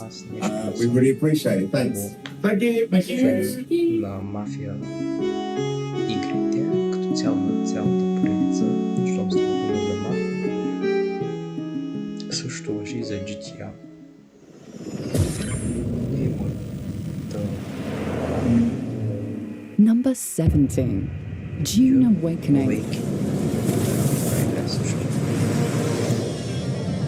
Филмите ги изгледах първата и втората част. Hi everybody, my name's Joel Bylos and I'm the Chief Creative Officer on Dune Awakening here at Funcom. And I'm here to express a heartfelt thank you for us being on your most wanted list. 2024 has been a huge year for Dune. For From the movie in the beginning, to our first gameplay reveal in the middle of the year, and now our huge ongoing beta, where thousands of players are battling it out on Arrakis. Now, if you aren't there already, the best way to get in is to go to our website and wishlist Dune Awakening on Steam. And we look forward to seeing you when the game launches in early 2025.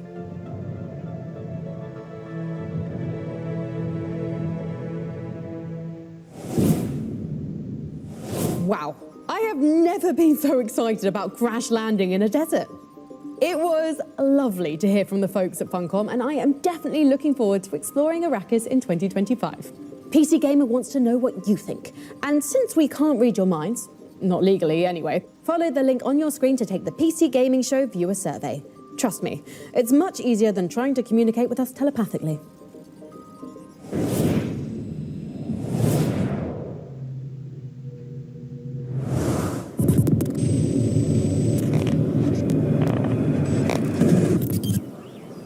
Welcome, new games tester. You're on the brink of an unforgettable experience in the alpha testing program. Imagine a reality that feels limitless, worlds brought to life by bleeding-edge immersive technology. We are legally obliged to mention that the program has a 68% survival rate. But how about we take a look at some employee benefits awaiting you as a valued tester? Full dental coverage, social office atmosphere, personal medical insurance, work from home opportunities, generous bonus scheme, the eventual total dissolution of your ability to discern the virtual from the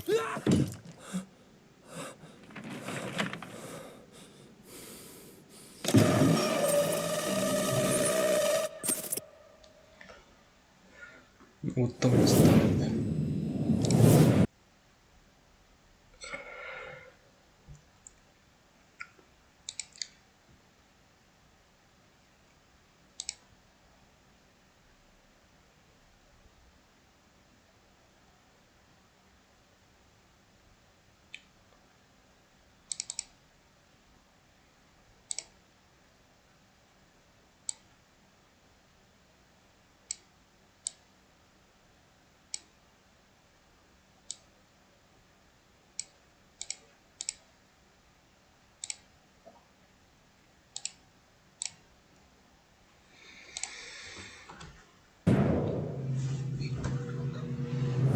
Not going to lie to you, this is worse than I expected.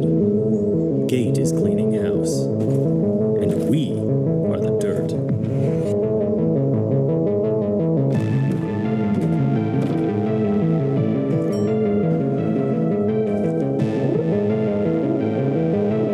I had no idea that they had gone this far. If it could have gone worse, I don't see how. Maybe you can get us out of it.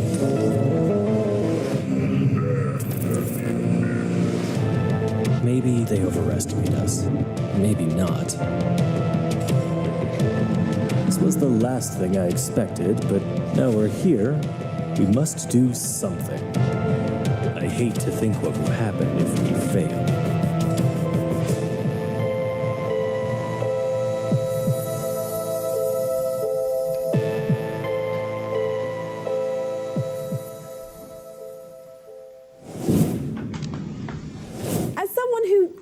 Works in a secret underground science lab, I sure am glad we've never had a containment breach like in Abiotic Factor. Warning. Containment breach like in Abiotic Factor. All scientists are at risk of exposure, or worse, talking about what they've witnessed. You know how scientists love to gossip. Sounds serious. I'd better check the employee manual. Okay, let's see. Interdimensional invasion protocols, Skynet self-awareness failsafes. Did you know Jorts are banned on casual Fridays? Don't lose focus. Right, okay, here we go. What to do in the event of a containment breach. Activate scenario Epsilon. Confirmed. Dispatching covert agents to mind-wipe scientists. Crisis averted. Oh, but how do we keep those covert agents quiet? For phase 2, enable Operation Larkspur. Dispatching Black Ops specialists to tranquilize covert agents. But now the Black Ops specialists? Releasing mutated weaponized bees to eradicate Black Ops. This is gonna take a while.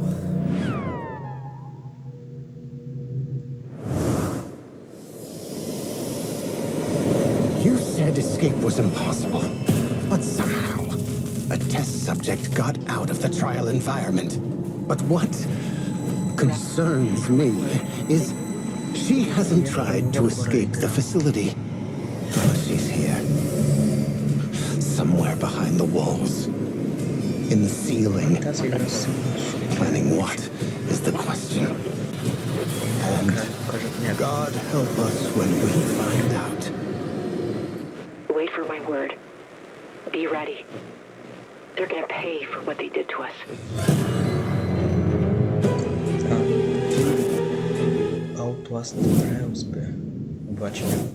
Releasing nano.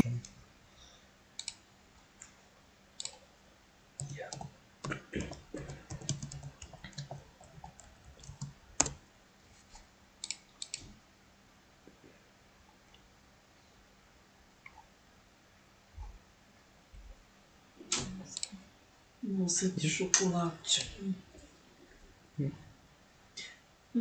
Только чего знаю. Молодец.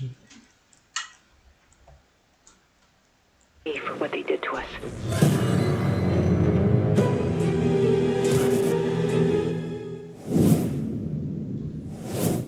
Releasing nano-terminators to eradicate teleporting anacondas.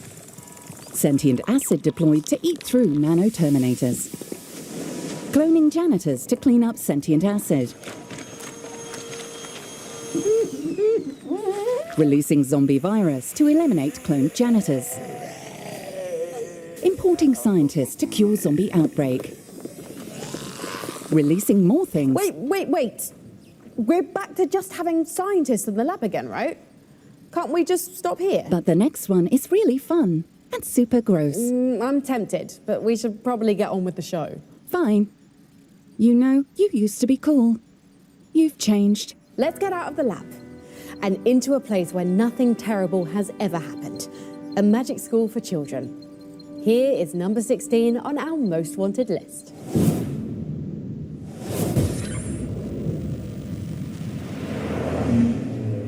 Number 16, Witchbrook. Even though we don't know a huge amount about Witchbrook right now, it is definitely a game worth keeping on your wish list if you love things like Stardew Valley, Potion Permit, any sort of life sim meets social RPG. In this game, we are the resident witch of Mossport, which is the town the game is set in, but instead of just being thrown in with no idea what to do, we enroll in Witchbrook itself, which is this cool, edgy sort of magic college that helps us develop our skills as the resident witch. So during this time, I imagine we'll be learning new spells, just learning how to harness our abilities, all of this fun stuff, while also developing relationships with the town folk to complete little missions, little deliveries, all sorts of stuff that is perfect for anyone who's looking for the next. Как сказать, та игра Witchbrook. Я даже... Witchbrook.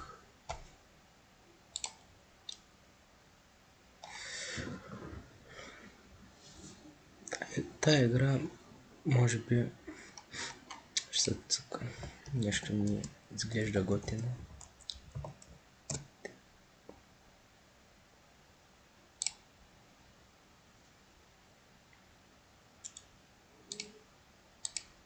Sort of cozy-ish game with a little bit of edge to it. During the relationship stage with these people, we'll also get to do things like go on dates, which is really exciting for anyone who, like me, loves the romantic side of like life sims in general.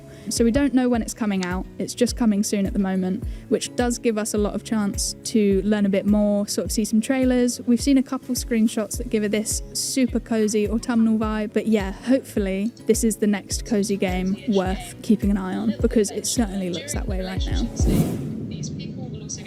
Coming up, you better make a little extra room on your wish list, because we've got a lot more new games to show you. take a look.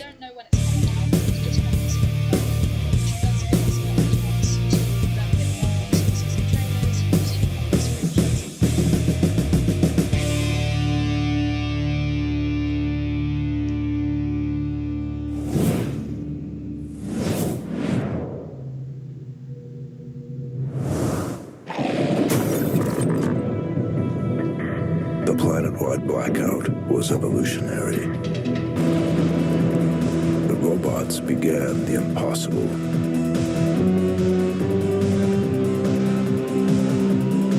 They changed. They grew.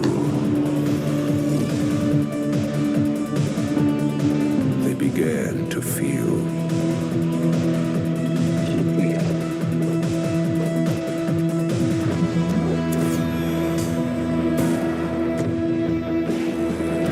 Life has come too quickly to the mechanical shell of human creation. Now, you must shut it down. Or set it free. Robots at midnight. Wish lists now.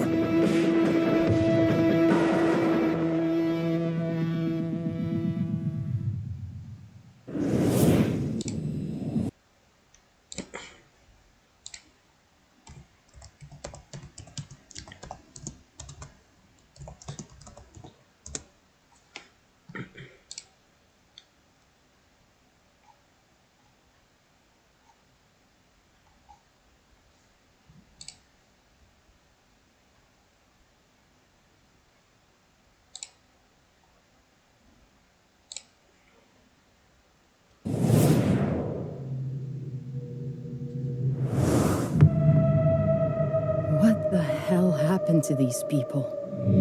Please! Oh God, help me! What the hell have you people been doing down here? I thought you said there weren't any more survivors. Nothing's changed. We stick to the plan. Place is falling apart! Water's flooding in! Oh my god! Shoot it!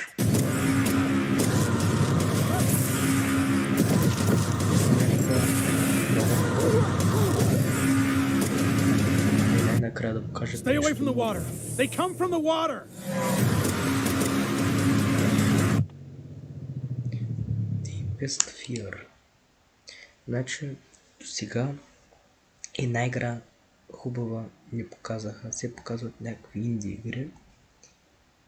Освен Moonlighter 2, която беше първата разкрита игра до сега.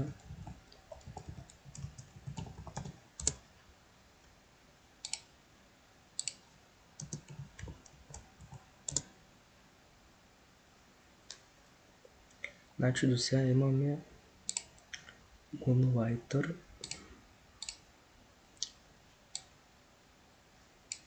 тук че те не са Spacecraft, Witchbrook и Deepest Fear. 4 игри. До тук съм се избрал, които ще играя в бъдеще. Deepest Fear there, once again proving that going to the bottom of the ocean always results in monsters. At least you can stop holding your breath for the next game on our most wanted list.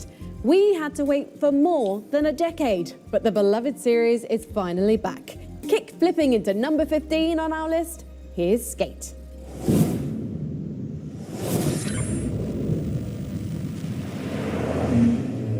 Number 15.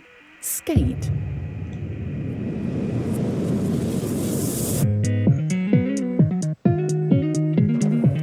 Hey there, friends at the PC Gaming Show. I'm Jeff Seamster, head of creative at Full Circle, and I wanted to stop by to say how thrilled we are to have Skate named as one of the games you're most excited about. We're pretty excited too, and with early access coming in 2025, we can't wait to get all of you skating the streets of San Amsterdam. A huge thank you to everyone involved in choosing Skate as one of your most anticipated titles and for all of your continued support for our game. I'm really proud of what we've accomplished so far, and we couldn't do it without all of you. We're so grateful to our community of fans, new and old, and to the Skate insiders who have joined us on this wild ride. Thank you again from all of us at Full Circle, and we'll see you in Sandvan. Thank you. Thank you. Thank you. Thank you, PC Gaming Show. Thank you, skate community. We are just as excited as you are. Thank you. We can't wait to skate with you in Sand Amsterdam. Thank you, everyone. Thank you. I'm so stoked to play with everyone soon.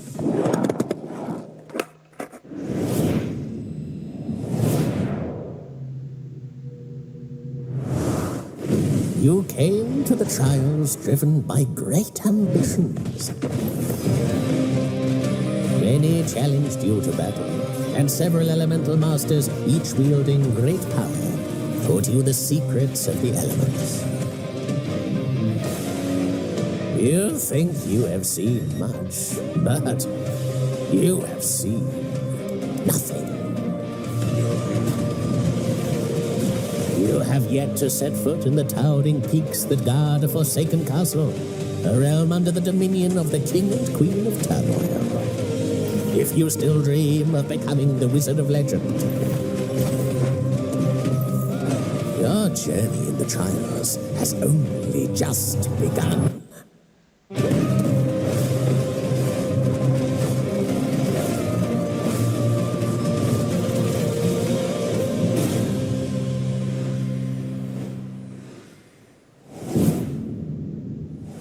It's usually not a great idea to follow the instructions of a mysterious disembodied voice, unless it's my mysterious disembodied voice. Visit Wizard of Legend.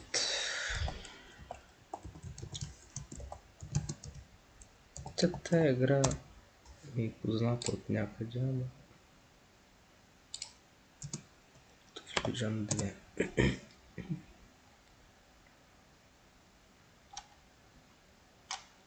Не, ще метне някакво око след стрима.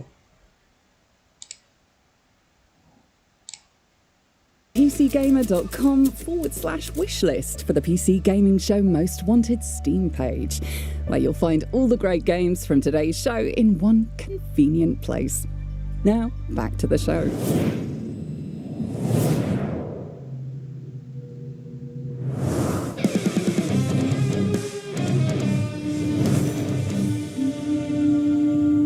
And then fell the mournful Mother Stone, and then came the invader, bewitched by the Mother's song. The Scots, defiant, proud and braver, gathered to reclaim their land's favour. Under thundering thrums the highlands quailed, under siege the Mother's lament wailed. And when at last the chaos of battle did ring, when at last their freedom they would bring, through blood, fury and bone, their legends would sing, and they would fight the sorrow while fell the tears of metal.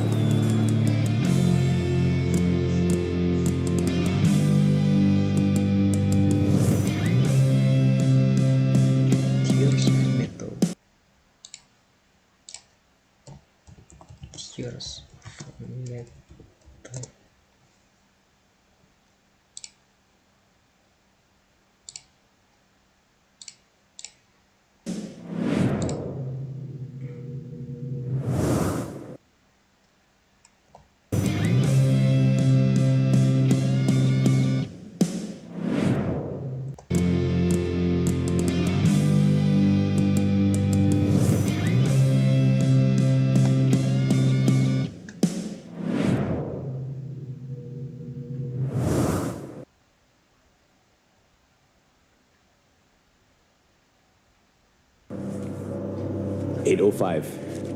Time to dump the waste. Well, working class Joe, should have taken a different career path. Please, It's all downhill here. Please, Is that tight enough? Please don't. Don't what? They're all parasites. Humanity can do anything. Look what that gave us. I didn't. But you did. Otherwise you wouldn't be here. Enjoy the view with your friends. Все ингредиенты добавляем. Добавляющие хоррор, добавляющие инди-игры, добавляющие пиксель игра.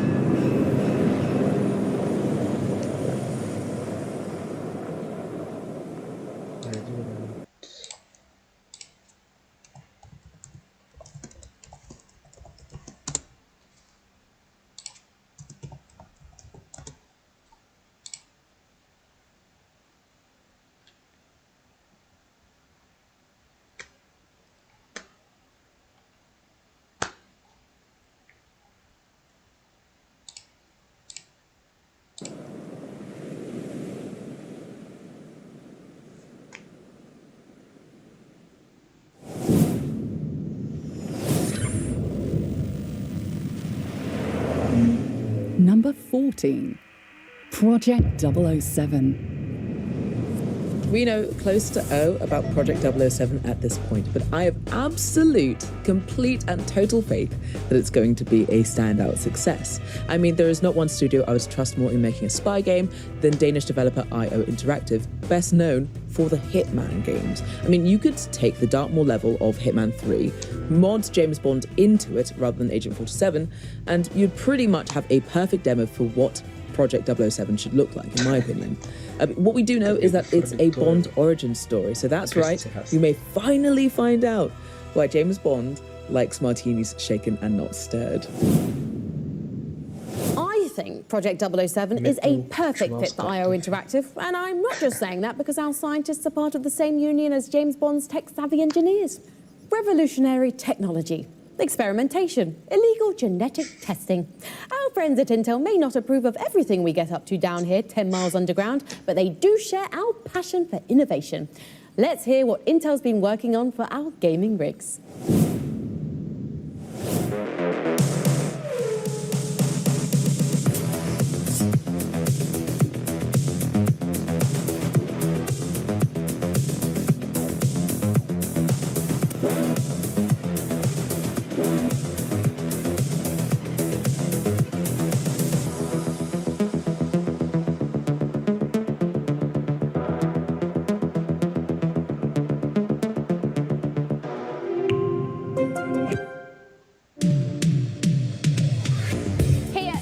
And I'm going to show you just how easy it is to build your very first PC. First thing you're going to need is, of course, your processor. Today we're using the Intel Core i5-14600K, and then you're going to want your cooling for your processor and for your entire build.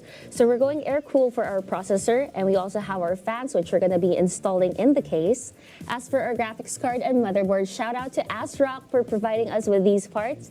For the graphics card, we do have the Intel Arc A770, and for the motherboard, we have the Z790 Nova. And then you're gonna want to have your RAM, your storage, and of course, a power supply unit. The first thing that we're gonna be doing is we're gonna be installing the processor. So we are using an ASRock Z790 Nova motherboard. Now this is compatible for the 12th, 13th, and 14th gen processors from Intel, which will make it easier if you guys wanna upgrade in the future.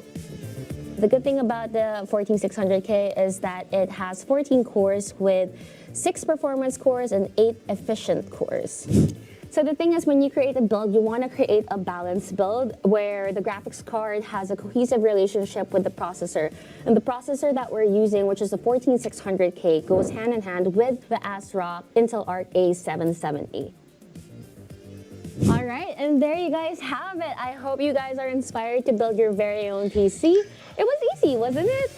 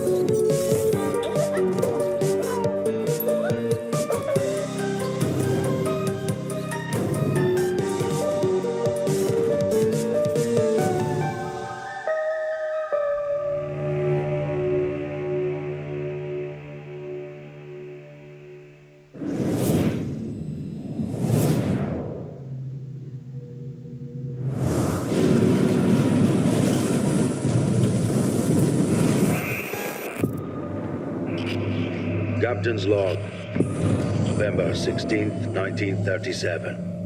It has been 3 days since the quarantine across Enceladus was announced. We will survive, and we will endure. Където трябва да избягаш от някакъв кораб. Някакво чудовище от колети ти трябва да се измъкваш си, за да оцелеш да можеш да избягаш от кораба.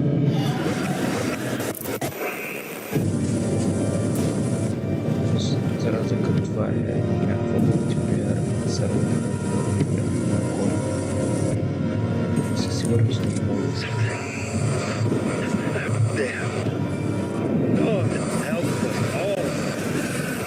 ще разберем кое е тази игра. Dark Water.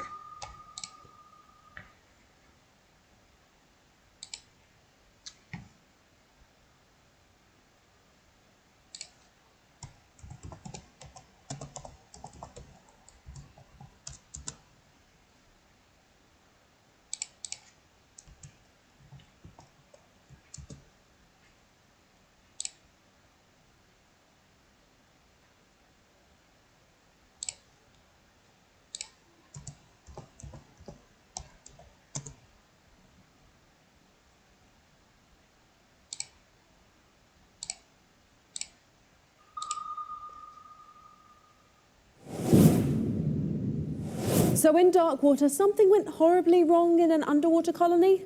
Again? I'm shocked. Next up on PC Gamer's wishlist, you'll inherit a sprawling mansion filled with mysteries. It's one of the most intriguing puzzle games we've seen in a long time. Here's Blueprints.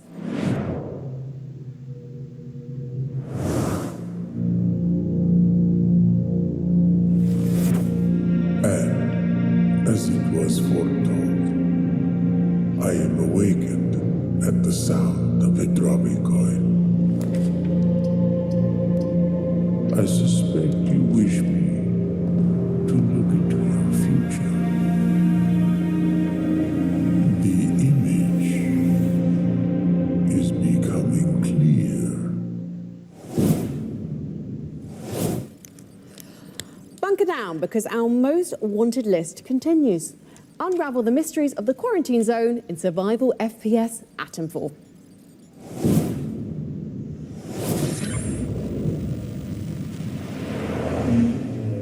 Number 13, Atomfall.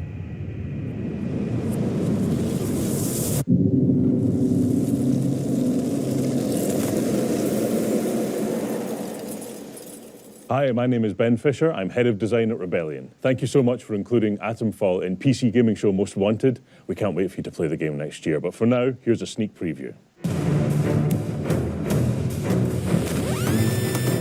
My name's Molly. You got out to trade? I got bits and bobs for sale.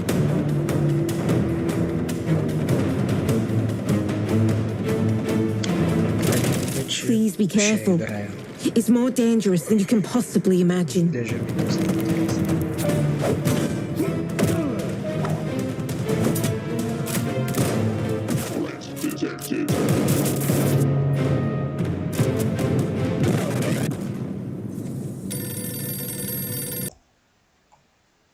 Atomfall.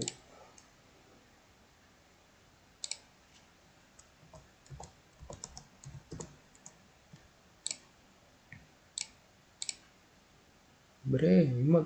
Наблязах си доста игри. Между другото в Steam то Counter-Strike 2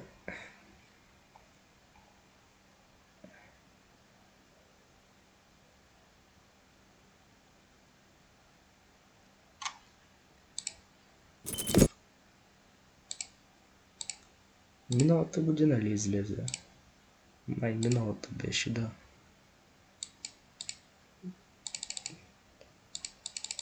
Не, тото е първия Counter-Strike. Пък втория Counter-Strike 2 излезе миналата година, май.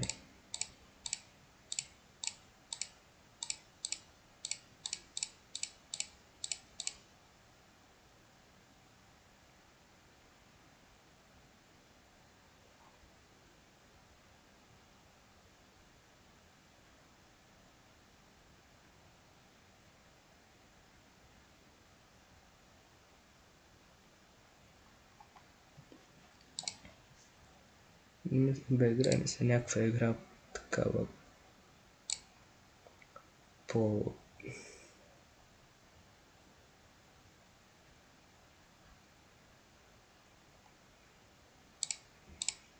някаква по-яка игра с готина история, нещо такова. Тя е спортс игри, много са скучни. Не знам какво толкова хората им са кефят. Аз не ми харесват тия игри.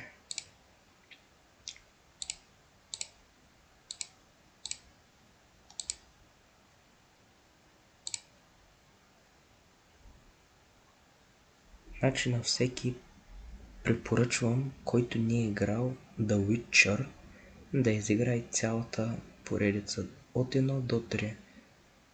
Препоръчвам му я с две ръце, всеки да седне и да я изиграе, независимо дали е на конзола или на компютър. Препоръчвам особено пък тройката и може би една от най-хубавите игри. Аз тая година изиграх The Witcher 3 на PlayStation 4 и много ми хареса. И двата експанжена на тройката.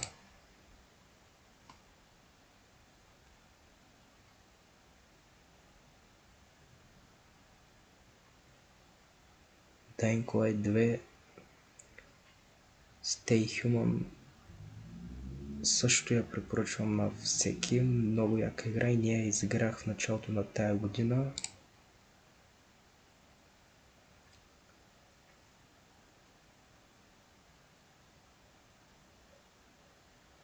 Cyberpunk 2077 искам да ви споделя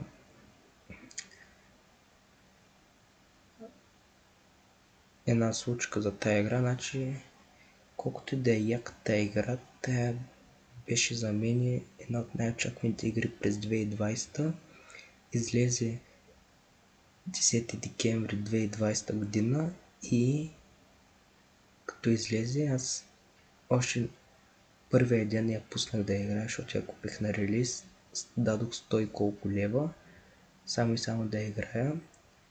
Че тогава ни бяха я оправили CD Projekt Red, разработчиците на тая игра, и тази игра я изиграх чак миналата година. 2 години не съм я пускал на конзолата. 2021 и 2022 не съм я пускал. И 2023 викам, щом се е поправили леко за PlayStation 4, инсталирах я, 2 пъти, 3 пъти крашна и това беше, и я изиграх от начало до край, минах всичко по картата и доста ми хареса играта, но когато излезе на 10 декември 2020 година, на конзолата абсурд да играеш. Аз и 1 час не можах да играя на Cyberpunk тогава. И сега второ преиграване ако правя, скоро не мисля, защото тя е доста дълга игра. Първото ми преиграване доста трудно го взех, доста трудно се навих, особено пък за второ. Между другото е 26 евро, намалена е, както гледам преди е била на 59 евро. Но играта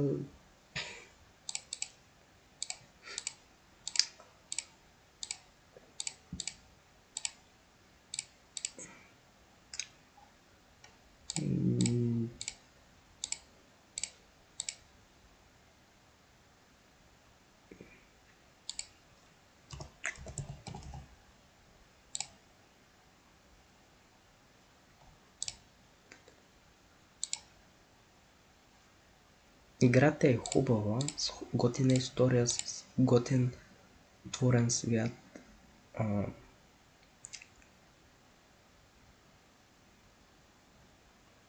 Единственото, което хората я хейтят много, че има много крашови бъгове. Тогава беше излязъл с доста неоптимизирана игра беше. За Red Dead Redemption 2 аз тая игра съм чувал винаги добри отзиви и оценки за играта. Не съм я играл, признавам се. Играта е, може би, за мен една от най-любимите ми игри за PlayStation 4. Не съм я играл. Тази година си я купих от Озон на намалени към 39 лева и ще играя рано или късно. В бъдеще ще я цъкам. Много яка история. Днес се развива в ерата на в ерата на дивия свят, там дивия запад, и играта е каубойски екшън, уестърн. Ето тук пише спечеляла 175 награди за годината.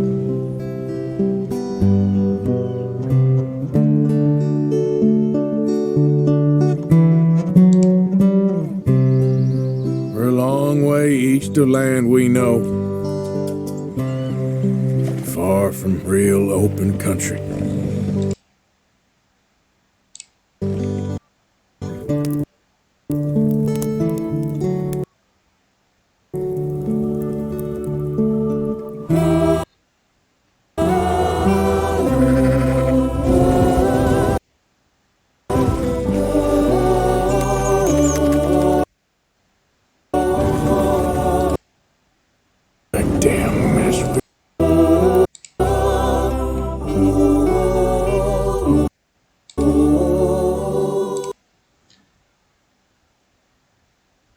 Който има PC или PlayStation, му я препоръчвам Red Dead Redemption 2, много яка игра.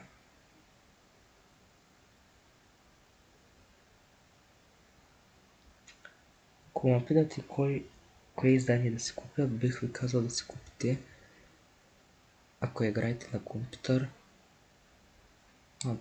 това първото, защото второто Ultimate Edition, първо, че е доста скъпо, и второ, не получавате чак толкова много работи.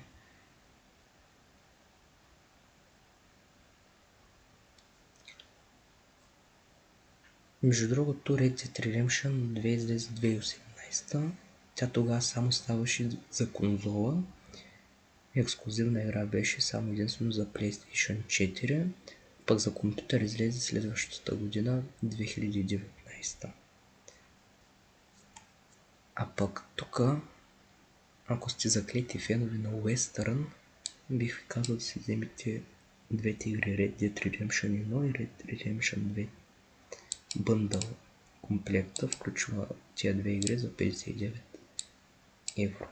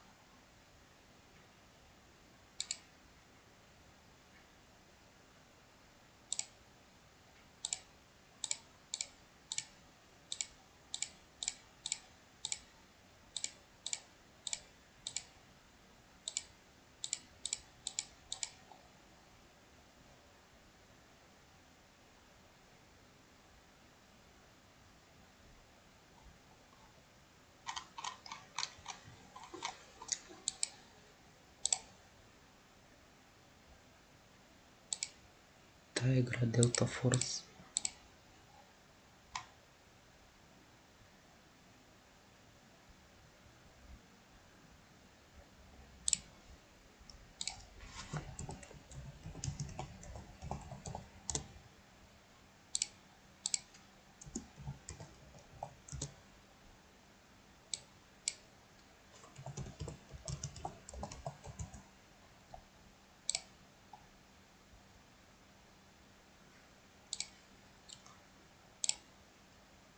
Ваша игра в бъдеще.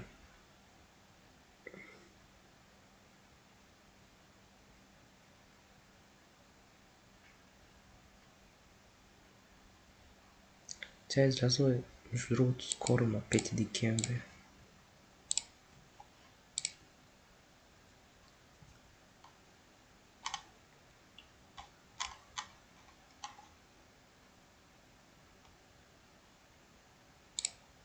Ето, The Witcher Trilogy, трилогията, която включва и трите игри. Може за 9 евро да си ги вземете трите игри, да ги изиграете на един дъх, както аз направих в началото на тая година.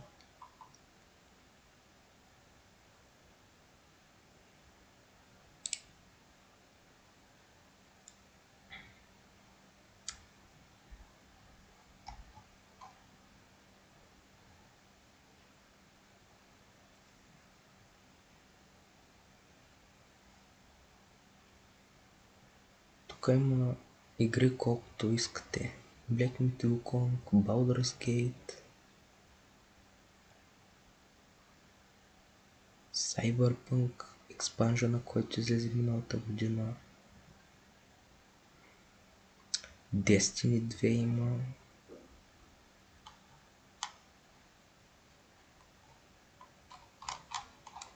Също ви препоръчвам Destiny 2 да изиграйте мейн кампанията. Доста яка игра. Тя си е шутър подсалка, но е една от най-яките подсалки на всички времена. По-голяма подсалка от Destiny 2 няма. Като сложим подсалката Counter-Strike.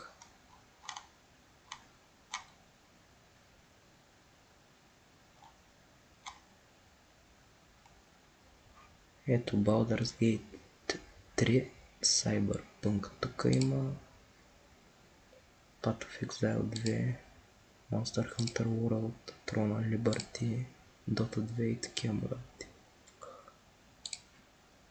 Но да не се отплесваме, защото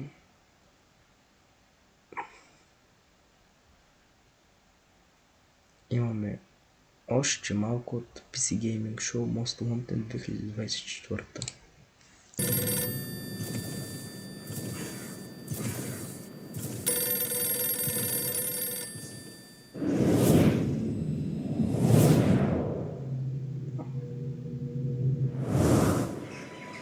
Of all the things I've seen, it's in Eric's home it will happen. And it all begins with her. She's gone. Find her before she leaves the building. I need to get out of here and find Herman before they do. Oh, no, you don't. Look for the main control, maybe. Is that you, Johnson? Go after her! What do you want? I need passage. You told me you wanted out. You and your brother. That's actually why I'm here. I respected your decision because I thought you respected me. They're looking for Herman. You want passage, huh? I'm not keeping these for you anymore. You're taking with you this time. I won't get past this gent without a dart. Hey, Gilbert! What's keeping you? He's not here. She's brave, but she doesn't know what she set in motion.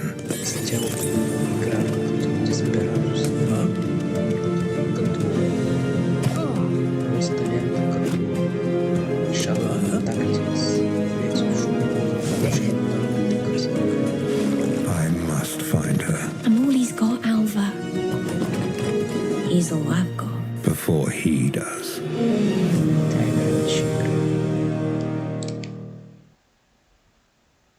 Ерик Школм, The Stolen Dream. Тая игра вече ще я играя.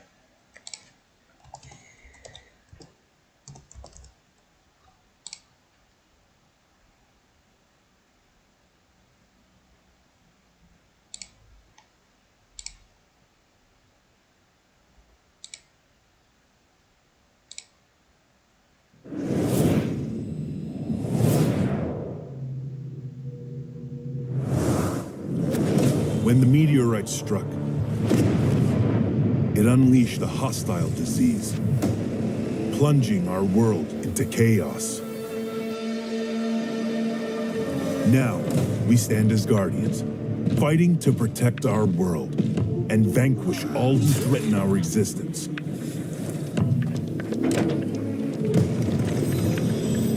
Against all odds, we must battle mutations, traitors, and infidels.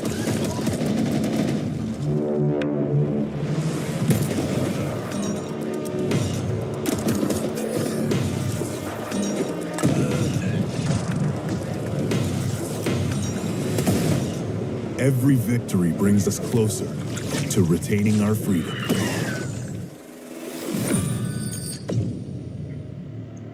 Chance of Freedom.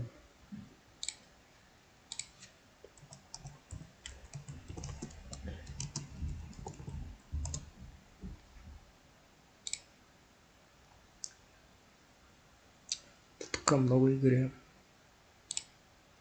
Набелязахме се. Аз казах, няма много игри, ама то май към края сега тук вече стават много хубавите игри.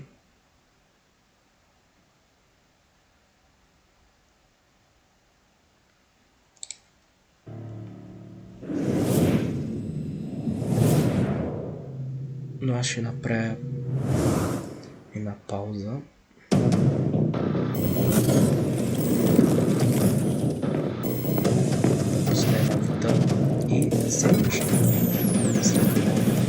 The Dynasty have blown the bridge to the temple site.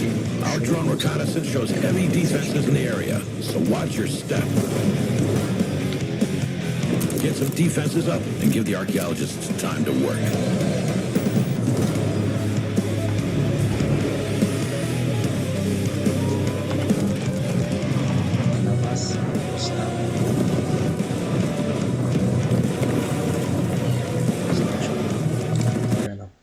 Ще го оставя на пауза и се връщам след малко. А на вас оставям този скрин.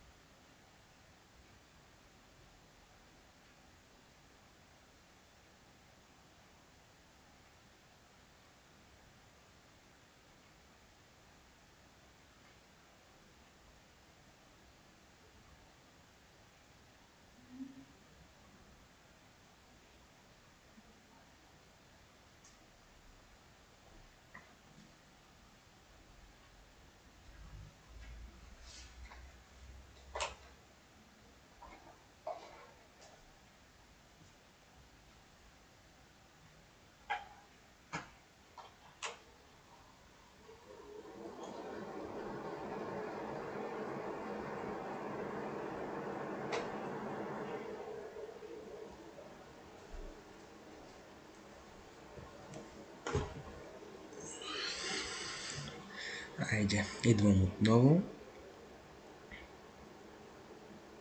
и го пускам.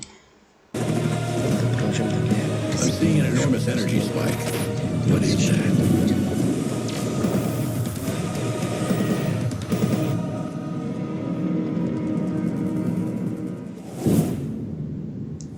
Yes, the glory of 1990s RTS games is still alive in Tempest Rising. Next on our ever-growing wish list, an action-adventure RPG coming early next year finally reveals its biggest villain. And that voice sounds a bit familiar. Here's the new trailer for Eternal Strands.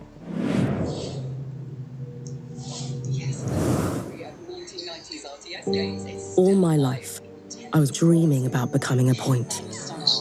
To do it alongside a renowned weaver band, it's a chance to make history. The Surgeborn. They've had us on our back foot for decades. Ever since our people have been in crisis. Our weaver band is here to help. We're ready for anything, no matter what happens. Best to assume the worst. This could mean an all-out war. You sure she's ready for all of this? Your reckless conduct has unleashed an enemy that nearly destroyed us 27 years ago. Let's not lie to each other. I like you. Can't say the feeling's mutual.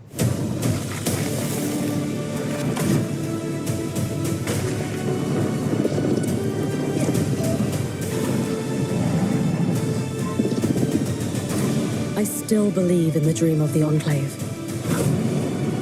If it takes us to restore it, I'm up for that challenge.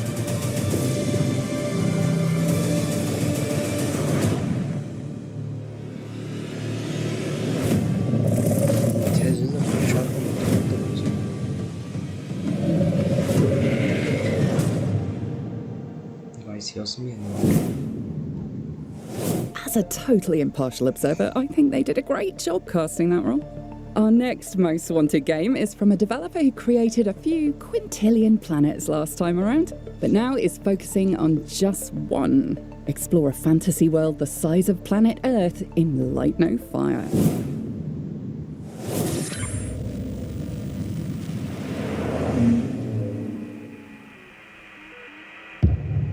Number 12. There is nothing more appealing to me in a video game than wandering off, and that is why Light No Fire by Hello Games is my most wanted. It's because it's a planetary exploration game where you can pick a point and just decide to go there with your friends. Humans are hardwired for exploration. It's why we went and found the Northwest Passage. Unfortunately, we found the Northwest Passage now, and we still are kind of chasing that high, but we can do that in video games, hopefully with less cannibalism. But doing that means that we can bond, we can explore, we can find more about ourselves. I'm getting poetic, but just generally I want to be able to ride a dragon around a beautiful fantasy landscape on a massive scale and maybe not have to eat my friends. And isn't that all we can hope for in video games?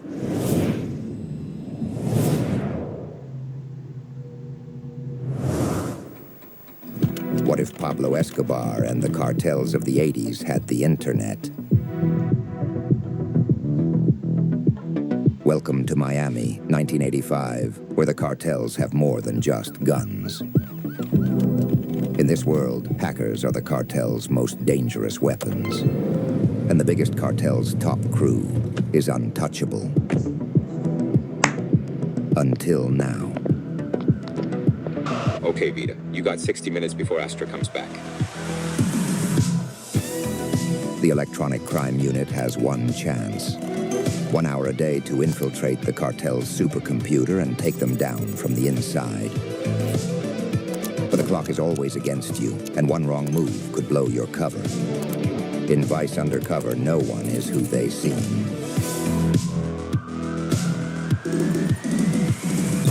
Coming soon to a computer near you.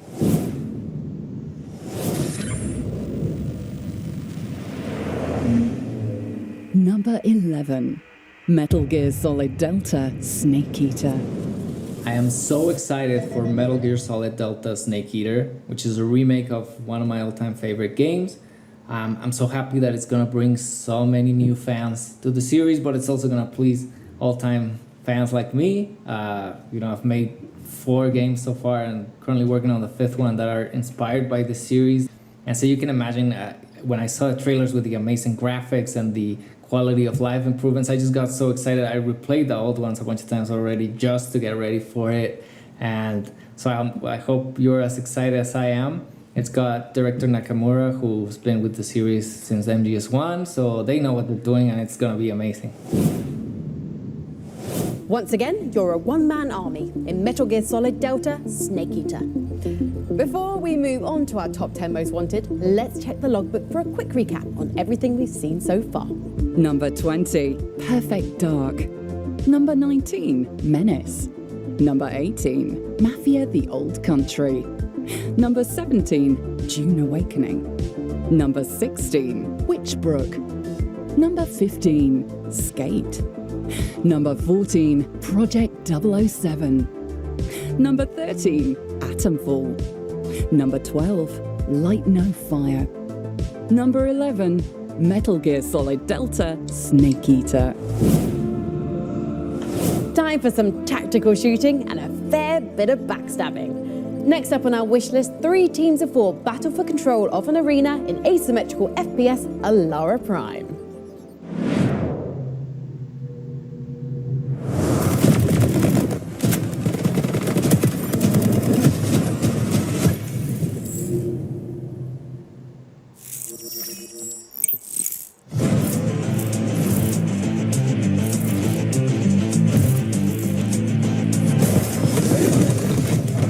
Placing nullifier. Deploying healing station.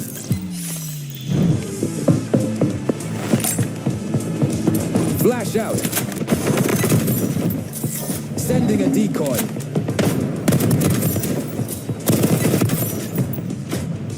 Engaging cloaking device.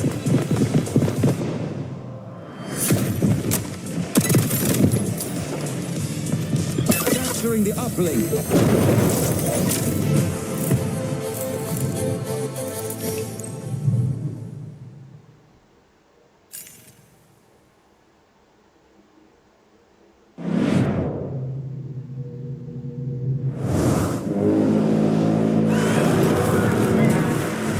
We must use every last drop of strength.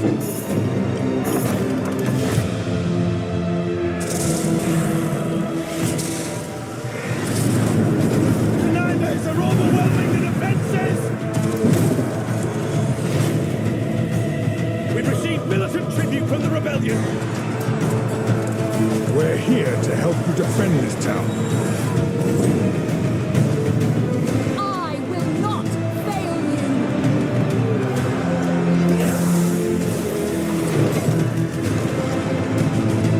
Death comes for you. They're trying to flank our base!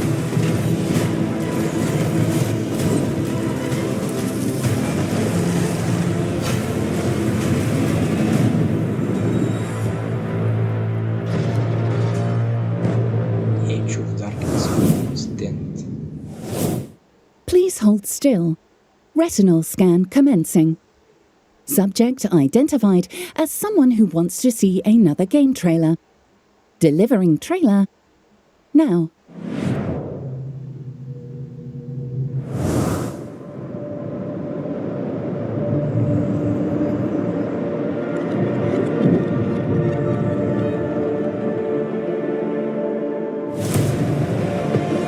What if all my decisions were right?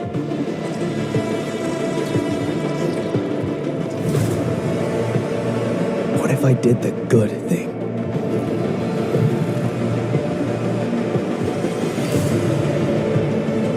What if I don't want to change anything? And what if I was wrong?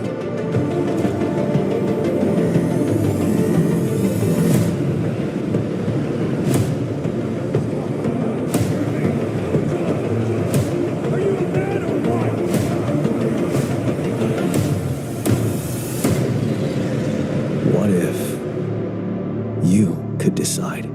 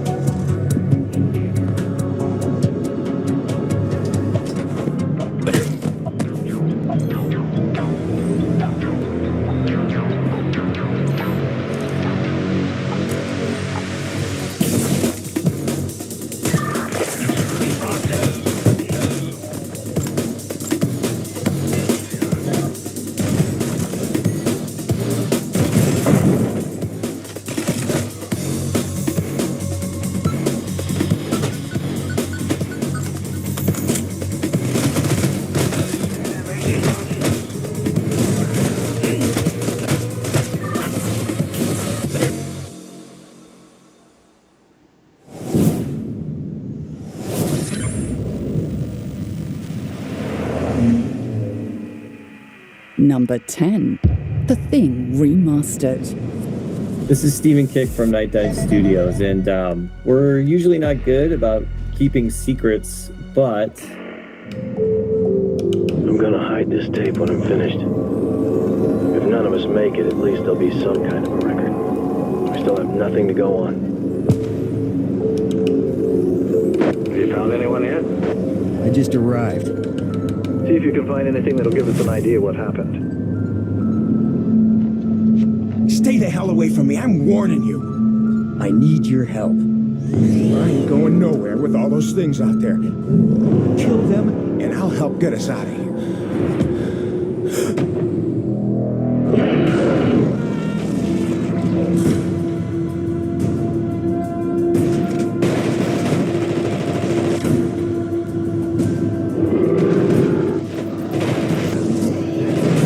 My men are dying out there. You're out of your league here, Blake.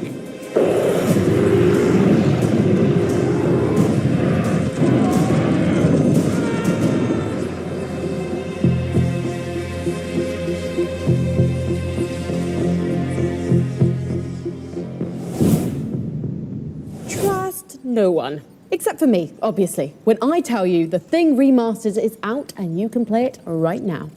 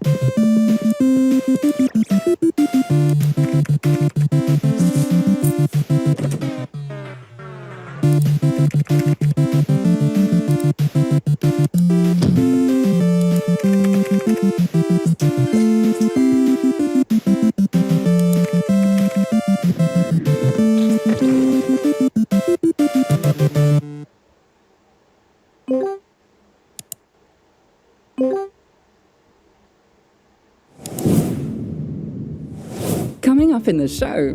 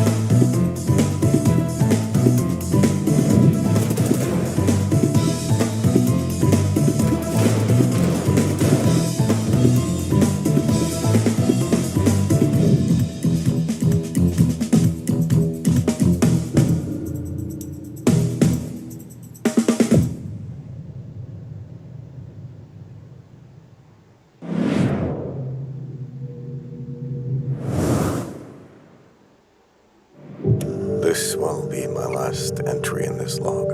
They're coming for me. We lost everything. Because of ourselves. The world lies in ruins, and now the future is in her hands.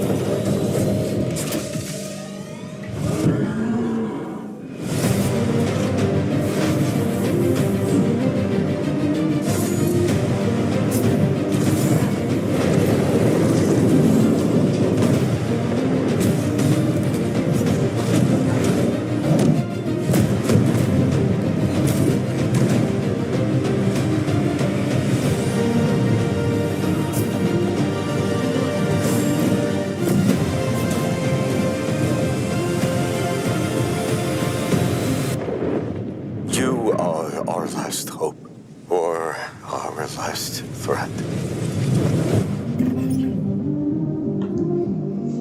Still seat.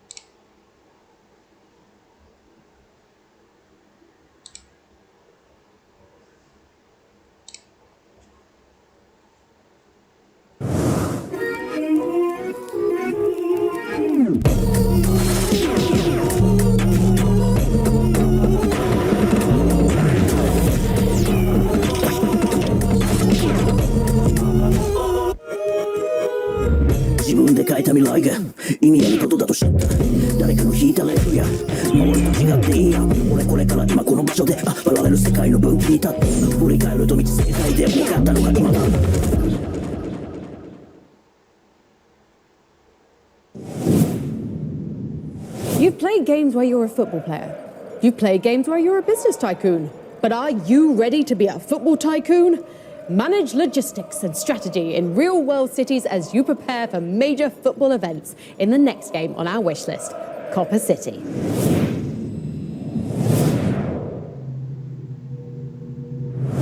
Welcome to Copa City. You organize events in big cities. Invite top football clubs and meet their expectations.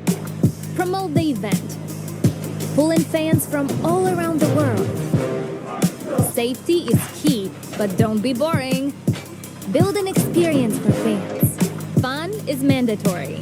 Manage finances like a pro. No free samples. Prepare the stadium. Maintain your pitch. Get ready. It's your game. Host your football.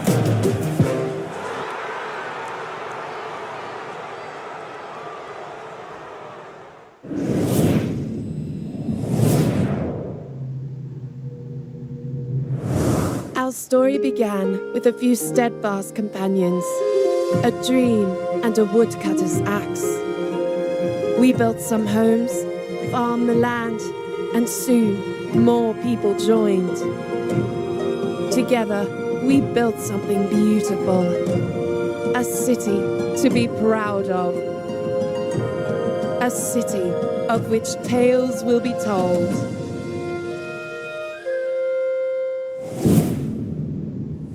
That one's going straight to the top of my wish list, and something tells me our next game is going straight to the top of yours.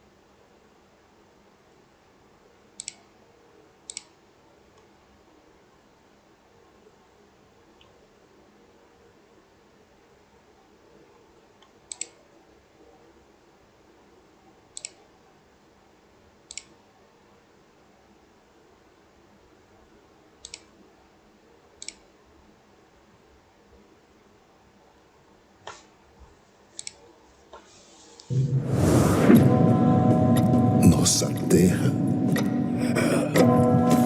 há de parar de queimar hoje.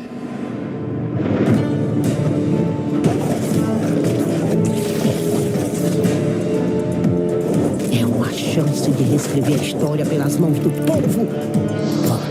Voltar até que a nossa versão seja contada. Desista, Jagunço. A força do progresso irá reduzir caminhos.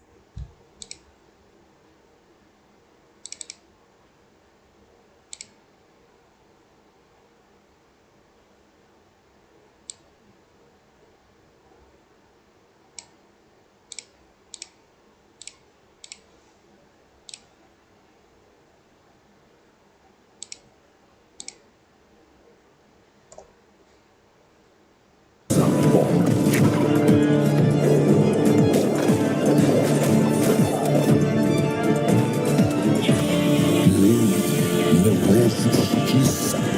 Muitos foram escravizados e explorados pela lei dos homens.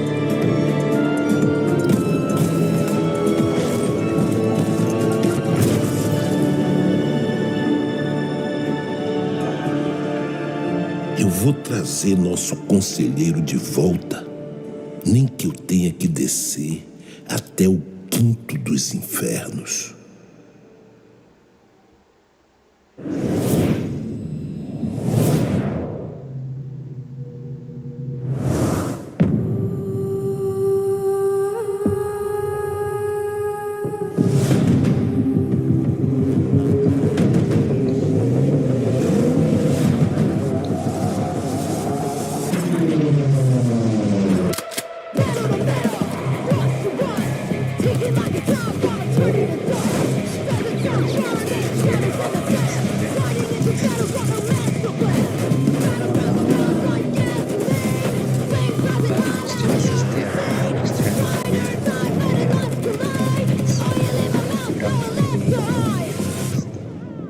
This is how we ride!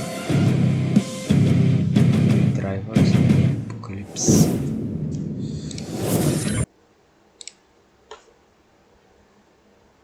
Drivers.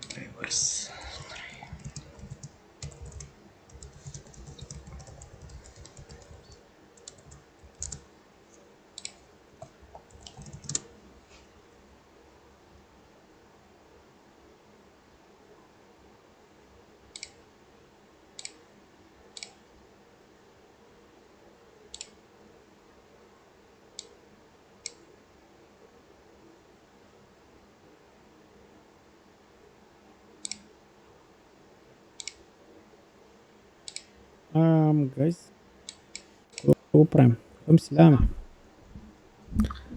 Стана късничко.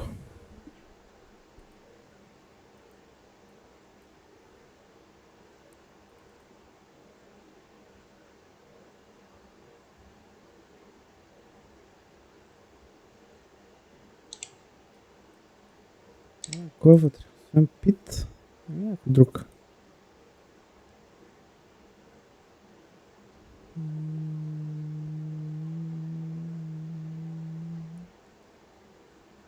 Аре, при моториста, не сме били при него, той играе. Пак е на ролкляк игра. Пращам ви при него да се забавлявате. Пожелавам ви хубава вечер. При господин моториста. Надявам ще ви харесала играта. Какво би да се забавлявате при моториста, не сме били при него, той играе. Пак е на ролкляк игра. Пращам ви при него да се забавлявате. Пожелавам ви хубава вечер. При господин моториста. Надявам ще ви харесала играта. Какво беше това? Ето го направих.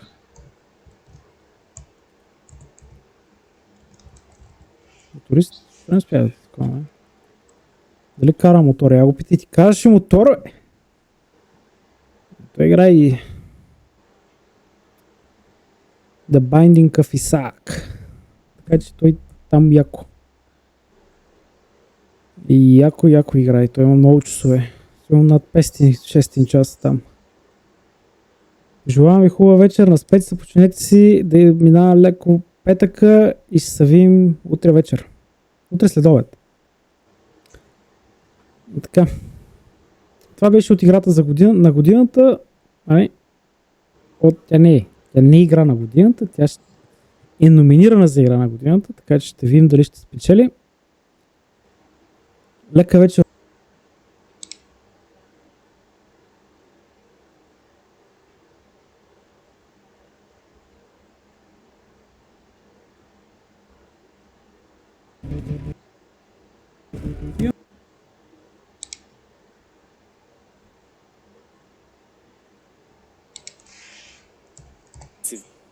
You have smoke on me. Careful for the mid split. Orange. Don't let them split mid to B. I think they go B.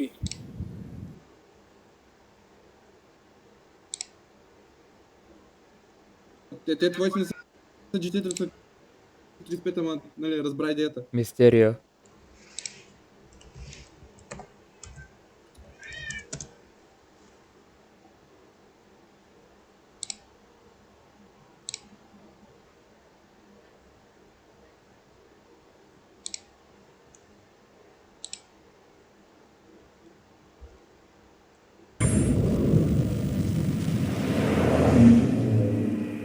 Number 9. Wonder Stop. Hi, my name's Davey Reedon, and along with the rest of the team at Ivy Road, I've been creating Wanderstop, a narrative cozy game about making tea. You'll play as a former tournament fighter named Alta, who has to put her past aside in order to tend a charming shop and brew tea for its various customers. Айде, тази игра е цяла в ушлиста. Wanderstop.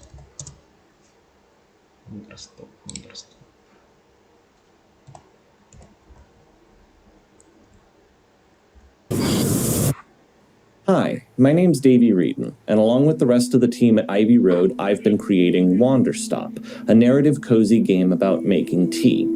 You'll play as a former tournament fighter named Alta, who has to put her past aside in order to tend a charming shop and brew tea for its various customers. Years ago, I wrote and directed The Stanley Parable and The Beginner's Guide, and after finishing those games, I was unbelievably burnt out. Like, I seriously thought I might never write another narrative for games ever again. And so I decided that I wanted to make a cozy game, something simple and peaceful that could heal me and restore balance to my life. And I discovered very quickly that I didn't actually know how to design a cozy game. And so suddenly the stress was piling on exactly the same as before. Something had to change. And so very slowly, piece by piece, I began taking elements of my burnout and my feelings of hopelessness, and I just put them right into the game's narrative. And then suddenly the coziness became this really interesting creative constraint. Like, how do you tell a really unpleasant, uncomfortable story in a format designed around comfort? Typically in games like this, the protagonist is cheerfully excited to do the work. And so what if instead our protagonist absolutely did not want to be here? If she was broken and beaten down and starving for answers, could this charming little environment help heal her? And this became super interesting to me because that's what I had wanted. I had wanted to just do some pleasant work and then become all better. But healing is way more complicated than that. Healing is messy and it's bitter, and I want to know how to do it. I want to believe it's possible to leave your old self behind and become someone new, someone better than I am, someone more capable of rest and calm and inner peace. But God, it's so hard to do.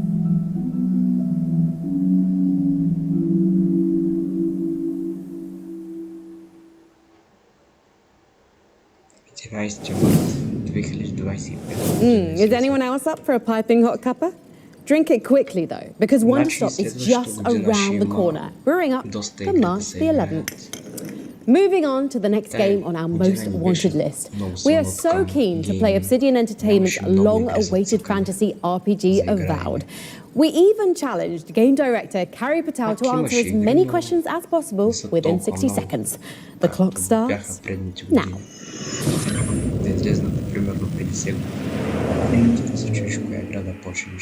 Number 8. Avowed. My name is Carrie Patel. I'm the game director of Avowed, and I'm about to answer some rapid-fire questions. All right, let's get into it. Carrie, what's the best thing about being a godlike in Avowed? Getting some sick facial fronds. Isn't there an awful lot of dying for this being the living lands? If you're playing it right, yes, but hopefully it's not happening to you. Can you tell me what difficulty options players are going to have in Avowed? You'll get a range similar to what we offered in Pillars of Eternity and Deadfire, which is pretty broad. So if you had to pick, what are the best weapons to dual wield? Dual pistols. What are the worst weapons to dual wield? Dual maces. Isn't bringing a gun to a sword fight kind of cheating? Not when you have to reload after each shot. It's pretty balanced. What about bringing a wand to a sword fight or a gunfight? Just make sure you've got Arcane Veil. Did any of Deadfire's sea shanties make it in as Easter eggs? Well, you'll have to explore and find out. What's your favorite magic item if you had to pick just one? There is a Draconic Charm that's pretty helpful. Carrie, when and where can I play Avowed? You can play Avowed on February 18th, and you can wishlist Avowed right now on Xbox consoles, PC, and Steam.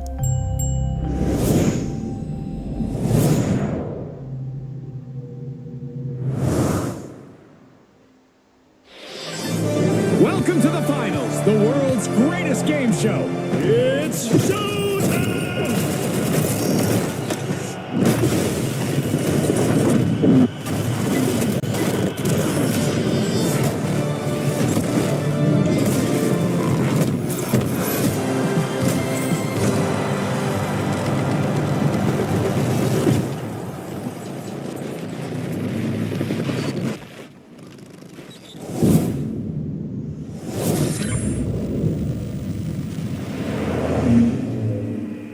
Number 7. Kingdom Come Deliverance 2. Hans, look at me.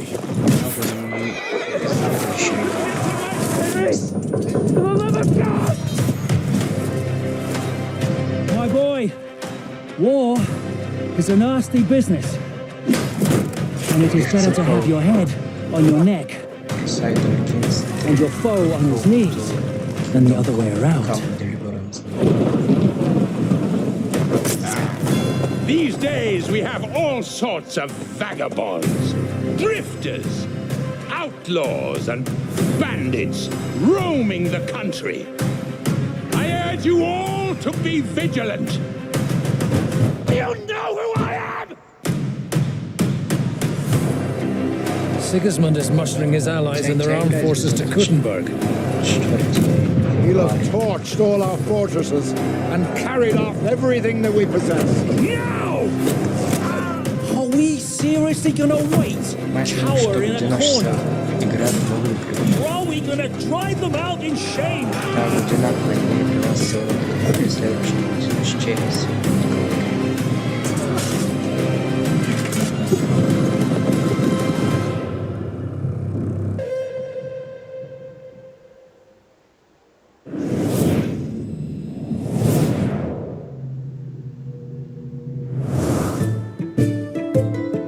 You look like you're new to Rosewall.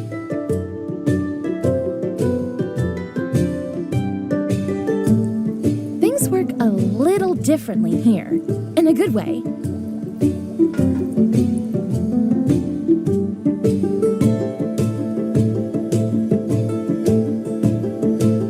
There's lots of buying and selling going on, of course. Food, tools, clothes, whatever that is. You can make all kinds of stuff. Gotta hire the right folks, too.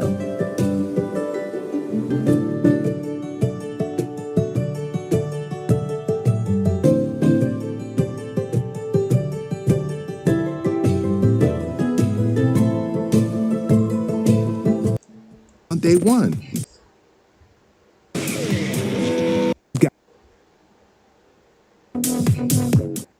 and check out everything Game Pass has to offer for free.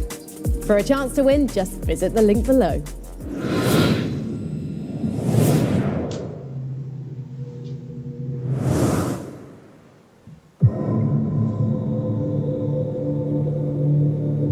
I can't imagine what possessed you to agree to this mission.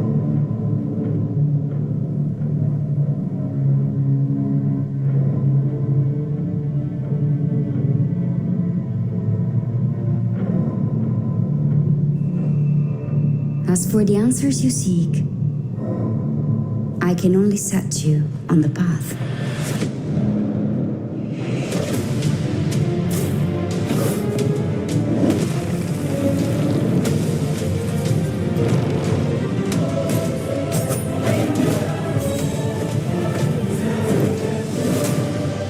The final secrets of existence and non-existence transfix mankind with monstrous eyes.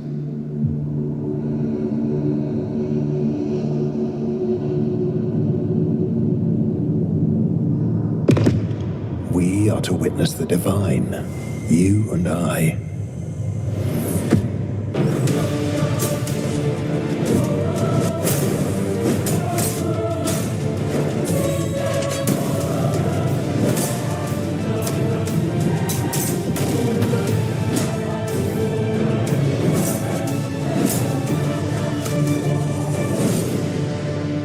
May the God of heaven inspire your heart with peculiar determination.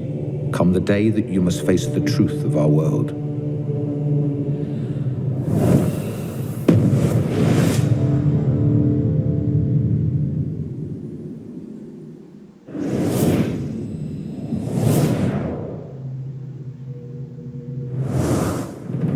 Through songs, we summon heroes of old, honored or cursed. We are wardens of the She, gatekeepers of the other world. We are bards, druids, warriors. We are Fianna.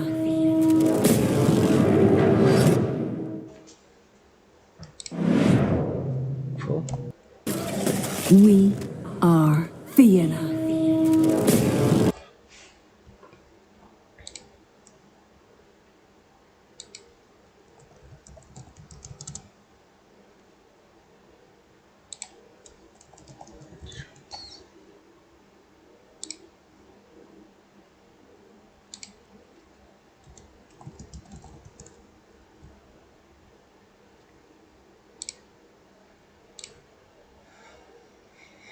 Добре, много игри си харесах от този шоукейс на PC Gaming Show Most Wanted.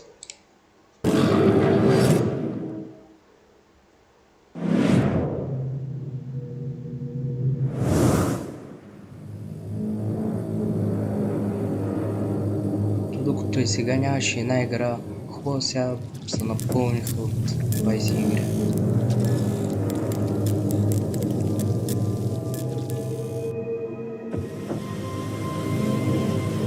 I knew someday I would return.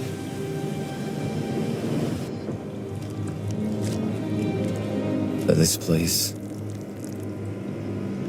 this oasis, it's not how I remembered it. It's strange. The longer I stay, the more I start to believe that maybe I never left. Everyone I ever loved vanished. I came here seeking answers. But those that remain here, they won't let me have them. If I don't tread lightly, this place will become my prison.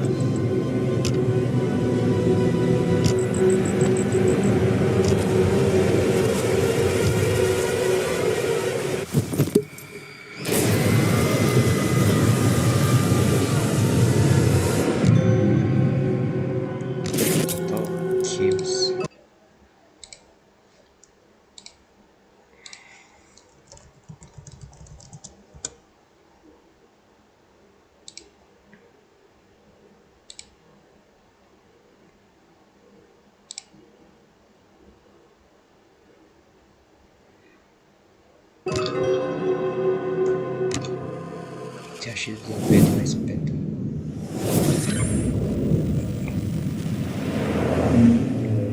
Number 6. Death Stranding 2 on the beach. Let's talk about Death Stranding 2 on the beach, because I'm not ready. And I think that's the point. Like, do I have much patience for auteur worship? No, I don't. But do I have a favorite guy in the whole world? Yes, I do. It's Hideo Kojima. Like, whatever he's putting down, I'm picking it up. I am tangling myself in the strands. Let's do it. Because have you seen this footage? What is happening in this game? We've got a little man now that you can wear on hanging off your belt, and he's like a little puppet, and he talks, and he's moving at a different frame rate to everyone else. There's a guy whose electric guitar is a weapon that shoots lightning at people. Like, come on, let's go. I just have to know more, and I have to fight the fight and wave the flag for weirdness in game dev. When everything is so homogenous, Kojima Productions are out there just bombastic, massive swing storytelling and high concept world stuff that's like, just there isn't anything else like it. So yes, I am most excited for Death Stranding 2 on the beach, coming out in 2025. We are this close to reaching the top 5, people. But first, a quick recap of the most wanted games we just revealed. At number 10, the restoration of a 2002 horror classic, The Thing Remastered, which is out right now. Percolating at number 9 is cozy tea shop sim Wonderstop, while Obsidian's fantasy RPG Avowed cast a spell at number 8. Kingdom Come Deliverance 2 galloped into the 7th slot, and Death Stranding 2 on the beach bridges the gap at number 6. There are only 5 more games left, so let's get... You feel an unmistakable urge to take a break from the most wanted list. I have this strange urge to take a break from the show right now. You feel a powerful compulsion to open the company checkbook and write a bonus check for the show's narrator, Amelia Tyler. Amelia is doing such a great job narrating the show. I think I'll write her a bonus check. The amount is 10 great British pounds. I'll give her a bonus of 10... What? Look, Amelia, I've got to say, you are in complete control of the narrative here. You could ask for way more than £10. The amount is £12. Okay, that is a little better, but it could be a lot more, seriously. You feel an intense longing to mail this check at your earliest convenience. I could mail it right now. Maybe this weekend, if it's not too much trouble. I will mail your £12 this weekend. You feel a compelling urge to return back to the show and tell the audience nothing.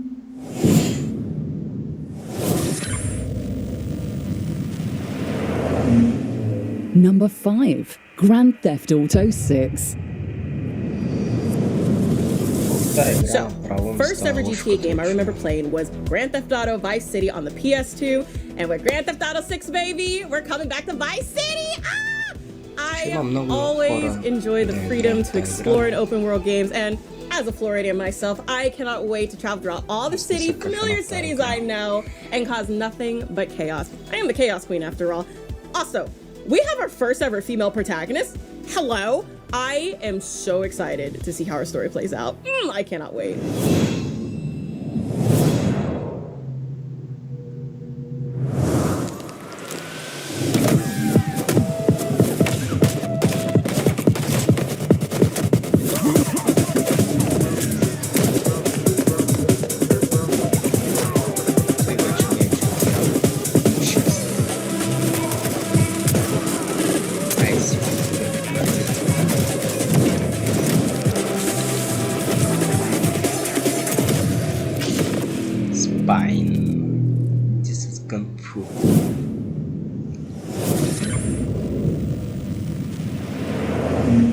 Number 4, Slay the Spire 2. I've worked in procedural and roguelike games for a long time, and obviously I very much enjoyed Slay the Spire. But I'm mostly curious about Slay the Spire 2 because the first one kicked off a whole new excitement and chapter of indie games with deck building. And so I feel like as a designer, I have to play Slay the Spire 2 just to be conversant in what the next chapter of games might look like. Before we reveal the 3 games sitting at the top of our most wanted list, let's recap everything we've seen so far. Judas. Killing Floor 3. Control 2. Crescent County. Citizen Sleeper 2. Perfect Dark. Menace. Mafia the Old Country. Dune Awakening. Witchbrook. Skate. Project 007. Atomfall.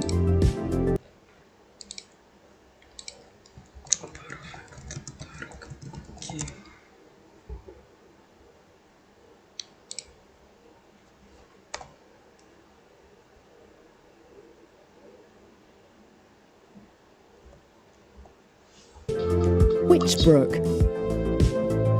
Skate. Project 007. Atomfall. Light No Fire. Metal Gear Solid Delta. Snake Eater. The Thing Remastered. Wonder Stop. Avowed. Kingdom Come Deliverance 2. Death Stranding 2. On the Beach. Grand Theft Auto 6. Slay the Spire 2. It has been a monster of a show, and we're now on the hunt for our last 3 games on the most wanted list. Hey, that's a pretty big hint for the wild game that's sitting at number 3.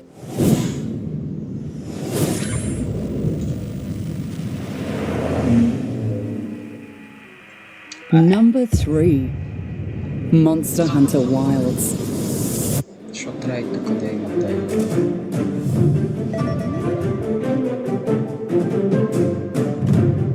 モンスターハンターアートディレクターの藤岡かなでです。よろしくお願いします。そうですね、ワールドが結構多くの人に手に取ってもらえることっていうのは僕たちにとってもすごくそのモンスターハンターで僕たちが大事にしているゲームデザインとか、表現力っていうのが世界の方にこうすごく理解してもらえるものだっていうのは自分たちにとってもすごく自信になりました。ワイルズの方は本当にさらにそのモンスターハンターでワールドで評価してもらった部分っていうのをさらに拡張して、よりそのワールドで興味を持ってもらった人にしっかりモンスターハンターのファンになってもらうっていうのを心がけて制作しました。大型モンスターの描き方としてもすごく幅を持たせたいっていうのはワールドからの、僕たちの欲望というか要望が出てきたので、今回大型モンスターであってもその群れをなすっていうので数をかなり出したいっていうのがあって、で最初の頃からその群れの制御だったり、群れ同士がぶつかり合った時にどう個々が動いていくのかとか、そういったところはかなり力を入れて検証していきました。分かりやすいところで言うと傷がついてそのついた傷を狙っていくっていう、ダメージを上げるためにその傷を狙っていくっていう遊びが、今までのモンスターの弱点部位を狙っていくっていう部分とさらにその傷ができた場所を今度は狙っていこうみたいな、その大きな流れの中にまたその小さな流れみたいなものも出てくるので変化が出てくるので。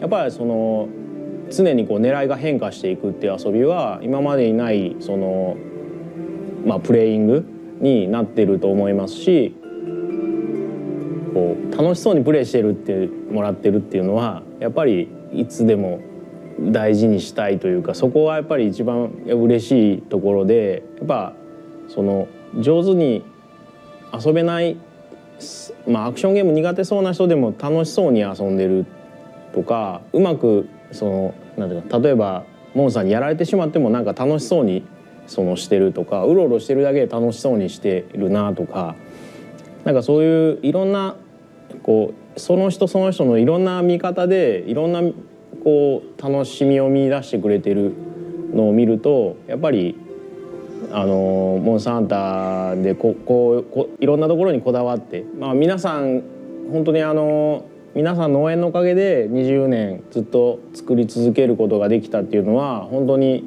感謝ですし、その20周年そういう人たちに対してもしっかり届けたいものとして作り込んだワイルズが、20周年っていう大きなモンスターハンターにとってもすごく、メモリアルな年に出せたっていうのも僕たちにとってもすごく、感慨深いものがあります。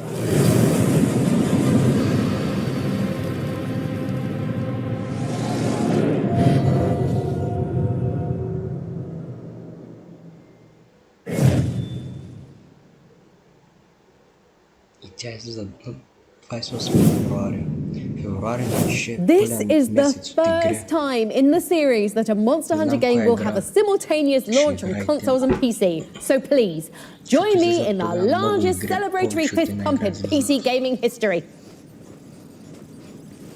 Monster Hunter Wilds launches in February 2025.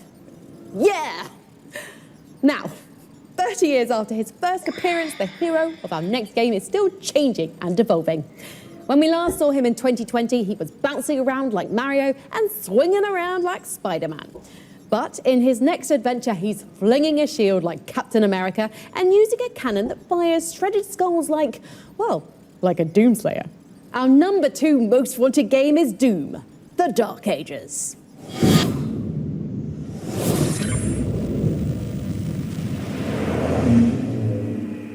Number 2, Doom, The Dark Ages. So unlike these motherfuckers, I actually saw new gameplay of Doom, The Dark Ages back at QuakeCon this year, and surprise, surprise, it looks sick.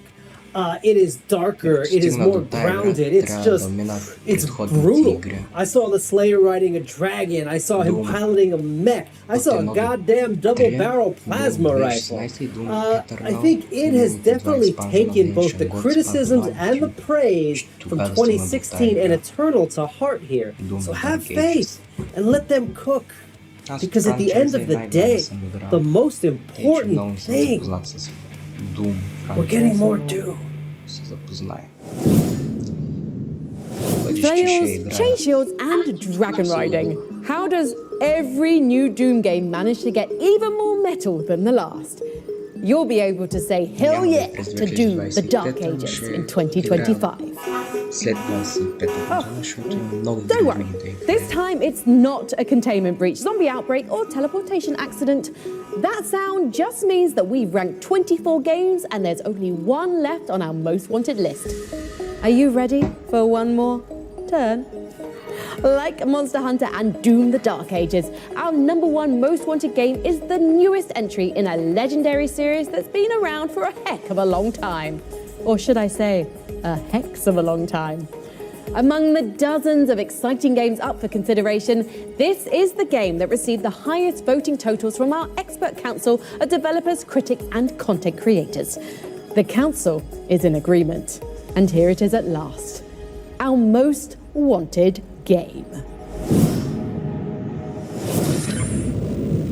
And now for our number 1 most wanted game, Sid Meier's Civilization 7. Dear Firaxis Games, our imminent council have been hard at work building a definitive list of the most exhilarating and anticipated PC games on the horizon. Assembled from more than 80 of the most talented game developers, prolific content creators, and Интересно ми best CS Games. Кои са най-добрите RTS игри?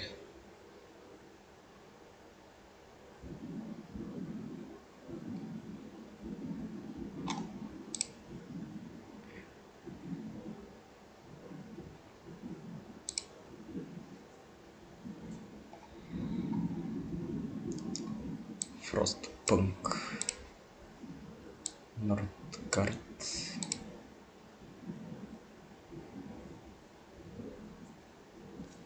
трябва някой път да играя Frostpunk и Nordgard.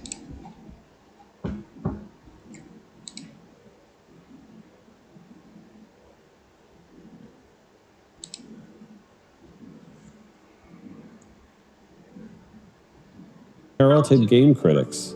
We gave them one assignment. Using the wisdom that they have gained from weathering the tumultuous ages of the games industry, the Council have decreed Sid Meier's Civilization 7 to be the most wanted game of 2024. Wishing everyone at Firaxis Games a successful launch, and once again, congratulations to our most wanted game of 2024. With profound admiration, the Council. Civilization 7 не е моето. Няма да играя.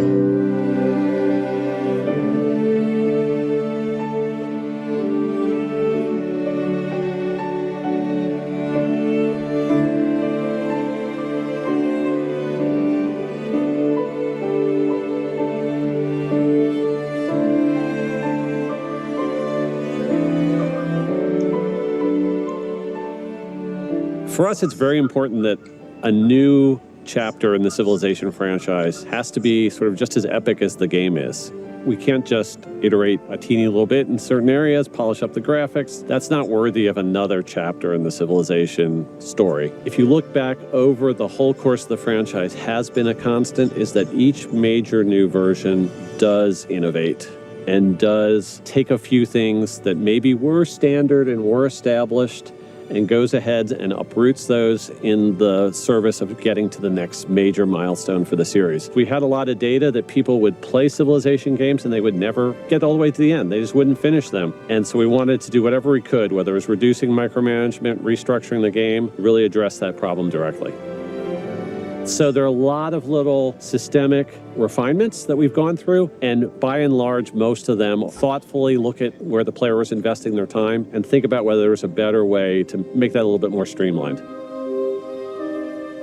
So one of the big foundational changes in Civ 7 is that you don't stick with a civilization throughout the entire course of the game. We have introduced the concept of ages that break the game up into chapters. Now you're always picking a civilization that was an empire at the height of its power during that specific period of history. And so we have to think about what is going on at different points in the world at different points in time. And once we kind of get those broad sense of global dynamics down, who are the major world powers here? Who are the big influences on the global stage at each one of these points in history? That's really a place where we can build a composite picture of the processes and dynamics that are kind of co-creating and shaping the world. We felt like for the big core historical Civ experience, breaking it up to 3 chapters was the right way to dig deep into making that the best representation of that chapter of history that we possibly can. We're challenging players to not look at the history of an empire as something that started in 4000 BC, made it to the present, and is going on without end. It's not really very reflective of the way things work in real history.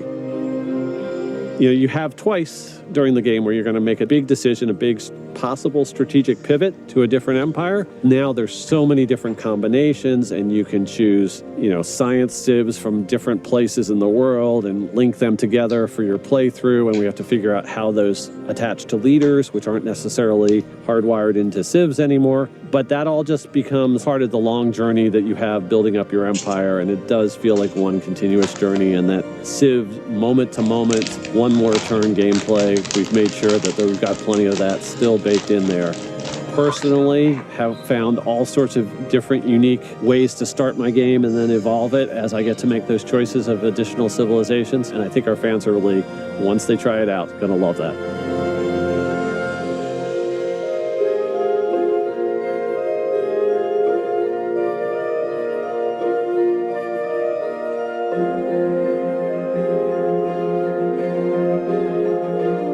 Sid Meier's Civilization 7 is coming to PC, Mac, and consoles on February 11th, 2025.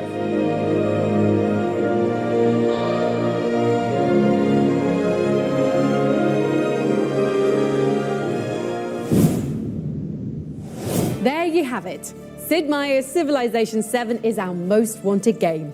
And even better, it's right around the corner. The new age of Civ begins on February 11th. And that's our show.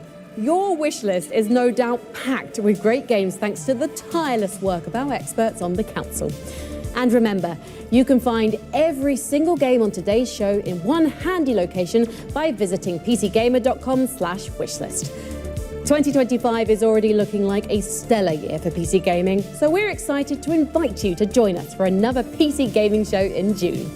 And of course, we'll cook up another edition of Most Wanted next year too. Until then, I'll be in the lab with dozens of our top scientists. Warning, containment breach.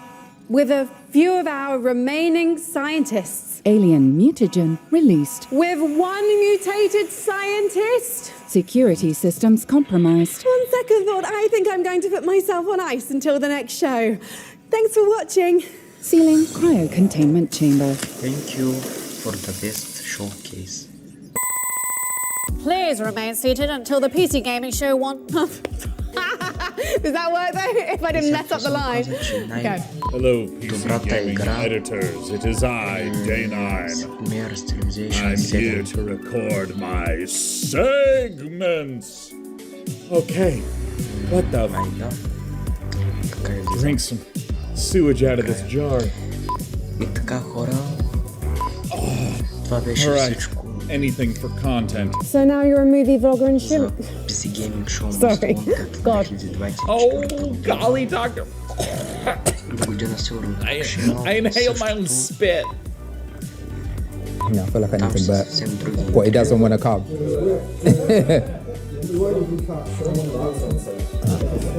Let's go.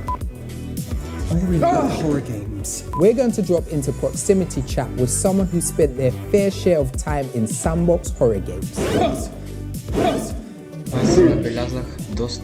I really like horror games. What is it with you interns and jump scares? Blah, blah, blah. That's a pretty word. I'm being an idiot. Is that what you're calling it? A mouthful? Snake eater? Sorry, I'm a child. I shouldn't be allowed around adults. Or other humans in any way, of any age. I do my own stunts. I'm the Tom Cruise of the PC gamer. Your wish list, so fuck, I can't do wish list. I'm so sorry. What is... Oh my gosh. Showing us that nothing, showing us there's nothing, showing us there's nothing. Upscaling with DLSS. And I'm not just saying that because our scientists are part of the same union as James Bond.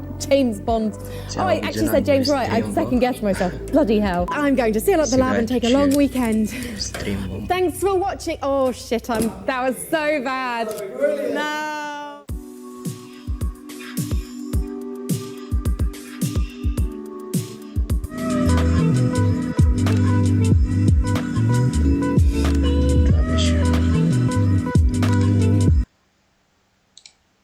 Това беше като цяло за PC Gaming Show Most Wanted.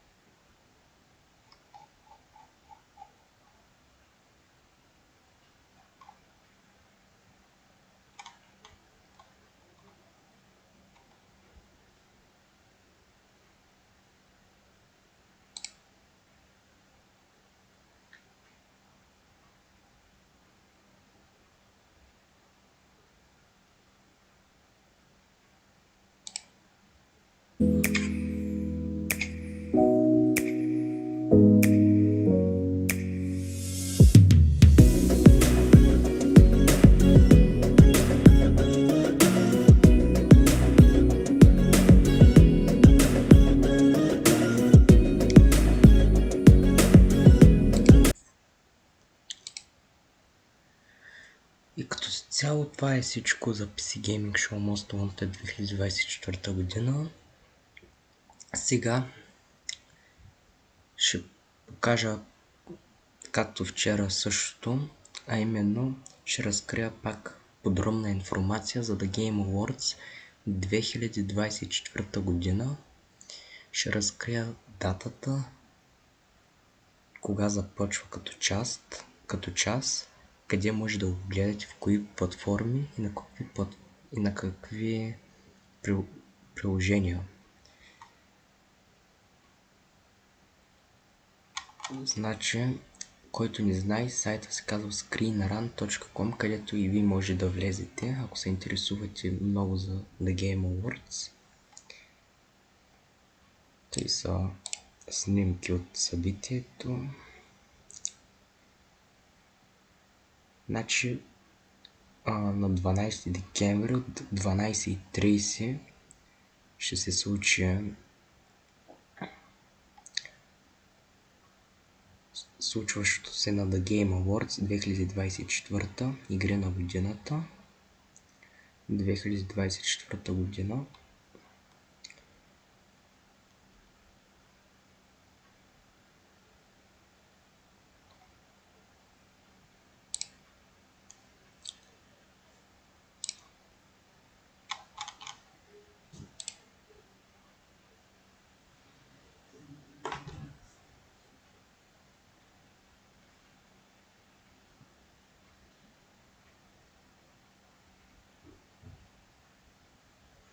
А къде може да го гледате, в кои платформи? Аз ви препоръчвам в две платформи. В Twitch, в техния официален канал The Game Awards, или пък в YouTube, в техния официален канал The Game Awards. Аз мислях да го гледам на живо в YouTube, техния официален канал The Game Awards. Дали го имат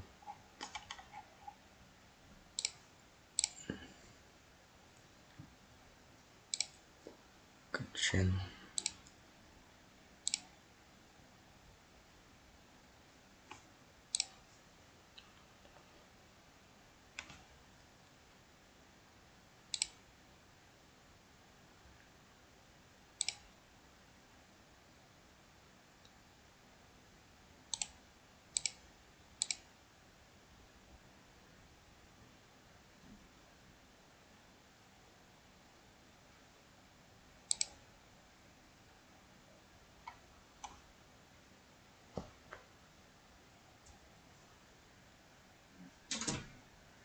Задери баницата.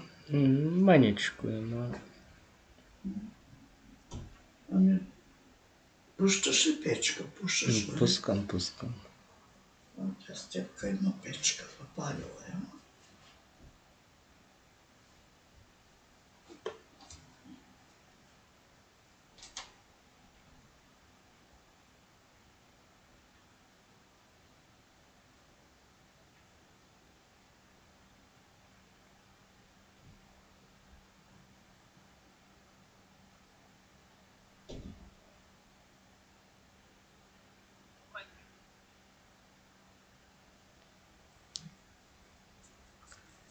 Значи има го качен. Не, че още не съм видял.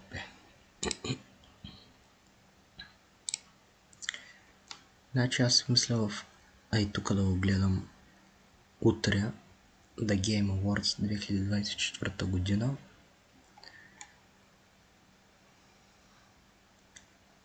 В техния официален канал. Това е, който не знае, това е в YouTube, в техния официален канал thegameawards.com. Има го качен.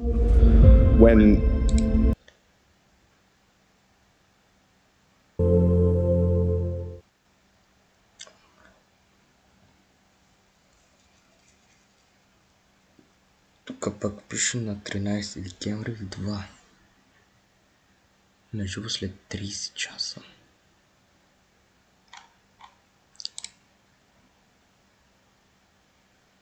Знаете ли, че май няма да е на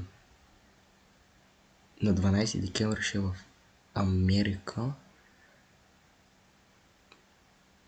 пък на 13 декември ще е в България, защото пише на живо след 30 часа. Тук пише 13 декември в 2. Ми добре.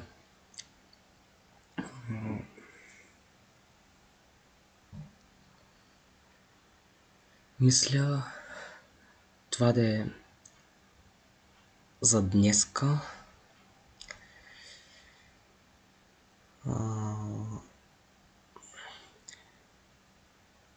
Който не знае, може да гледате The Game Awards 2024, игри на годината 2024 на всички платформи, на телефон, таблет, на смарт телевизор и на лаптоп, персонален компютър.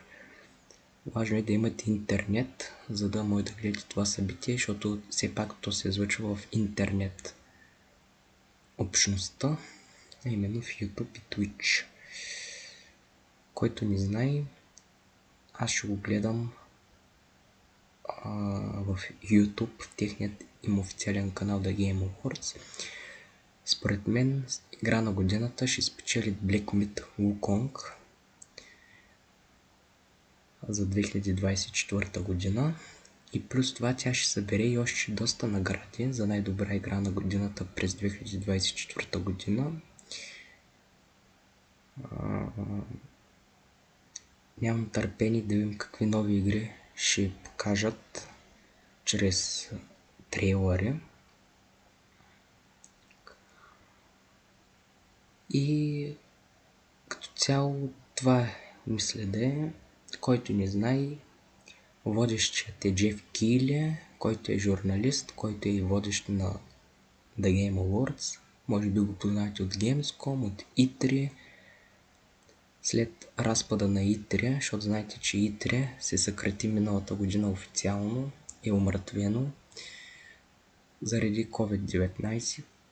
През 2020, както знаете, Джеф Кийли си направи свой собствен евент, който се казва Summer Game Fest и замества E3 вече цели 4 години вече. И в бъдеще E3 ще се казва Summer Game Fest. Преди E3 беше едно от най-големите мащабни събития за видеоигри, но сега вече е Gamescom. E3 се случваше всяка година в началото на юни, 4 дни подред в Америка, но след разпада заради COVID-а вече той е умъртвено миналата година официално казаха и вече Summer Game Fest ще замества E3 завинаги, според мен. Друго не знам какво да кажа.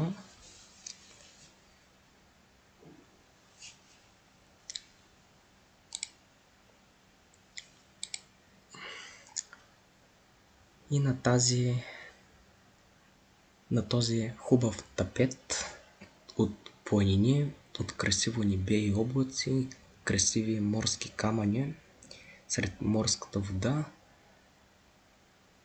сред морската солена вода, мисля да ви пожелавам една приятна вечер и да ви казвам лека вечер и благодаря на всички, които се отбиха на днешния стрим, през който гледахме PC Gaming Show Most Wanted, където аз си наблязах доста игри да играя в бъдеще. Не мисля да играя на стрим, защото не е сигурно с тези стримове как да вървя. Не съм си направил програма или график да стримам всеки ден. Не ми идва целта за сега, поне. Но както казах в началото на този стрим, мисля моя YouTube канал да го съживя и да съм по-начесто в моя YouTube канал, а да не е както миналата година, един път се включих и той беше и го зарязах на произвола на съдбата моя YouTube канал.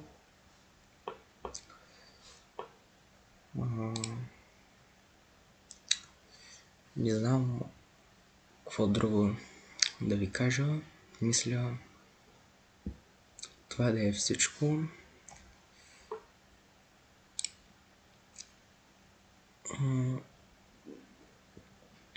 Който примерно не знай. Или ако иска да ме гледа през следващите дни, защото аз не знам, защото утре ще има стрим и след това не знам кога ще се включа пак. Сигурно до година чак. Който не знае, може да ме последвате в моя Facebook канал Танас Пенчев, където публикувам най-различни снимки и клипове, било то от екскурзии, било то от някакви ходенета из България, дали било из чужбина, няма никакво значение. Правя снимки и клипове, ги публикувам, което ми е хубаво, го публикувам, за да го гледате вие и да лайквате безкрайно.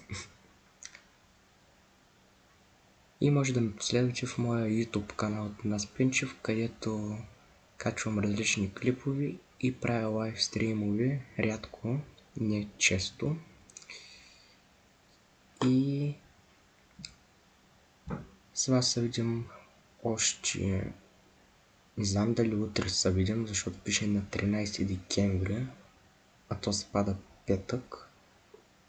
Май ще се видим с вас петък, няма да е утре.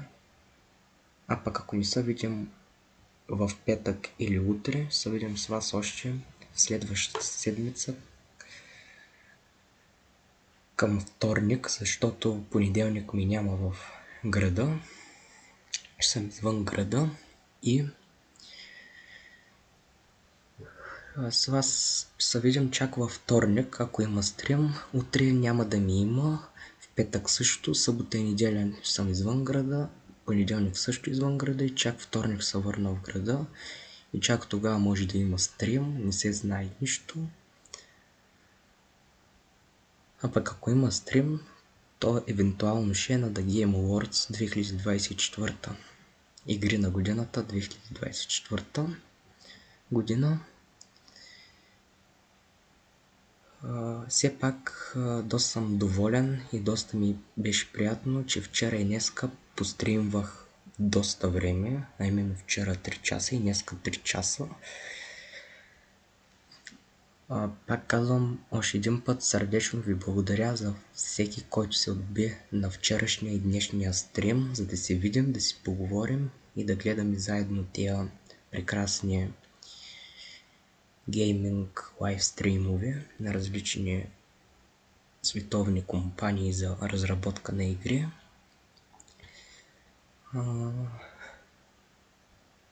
Друго не знам какво да кажа.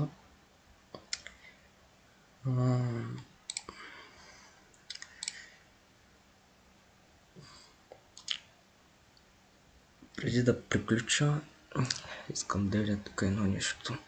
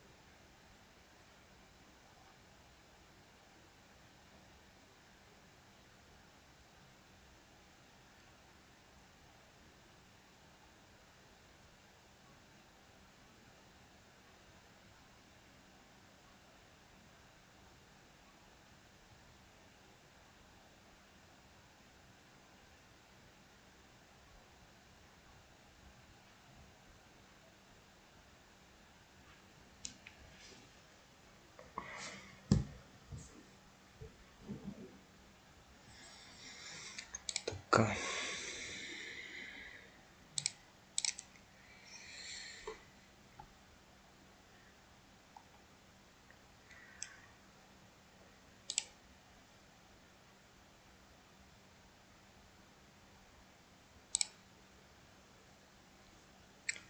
Друго, което ще да забравя да кажа, че The Game Awards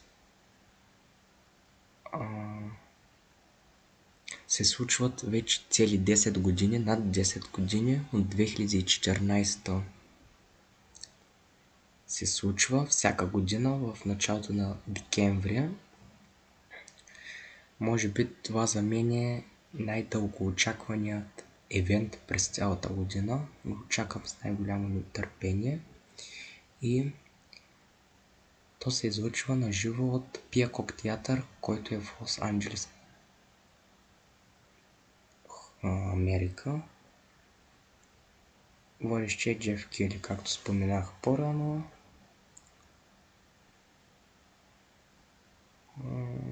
Какво друго да казвам? То вече няма какво друго да казвам. Това е всичко като цяло.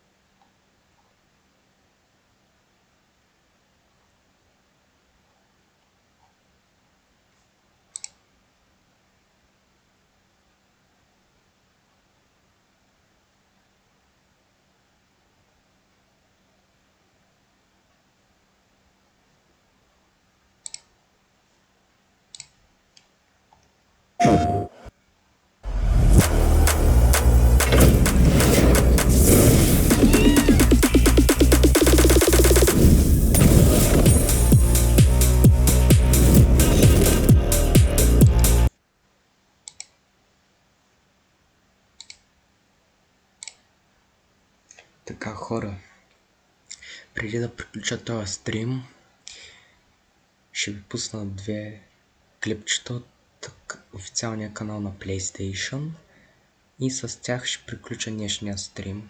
Така че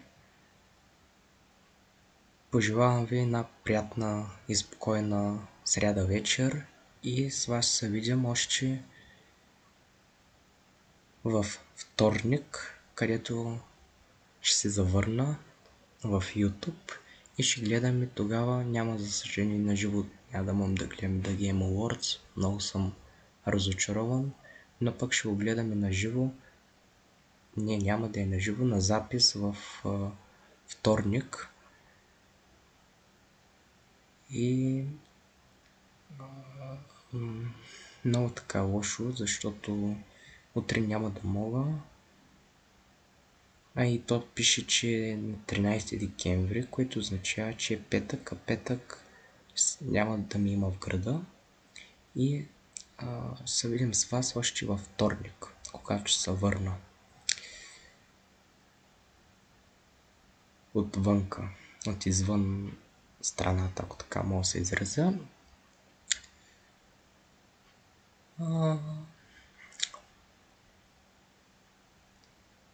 Както ви казах, социалните мрежи, където може да ме следите, и като цяло това е всичко за сега.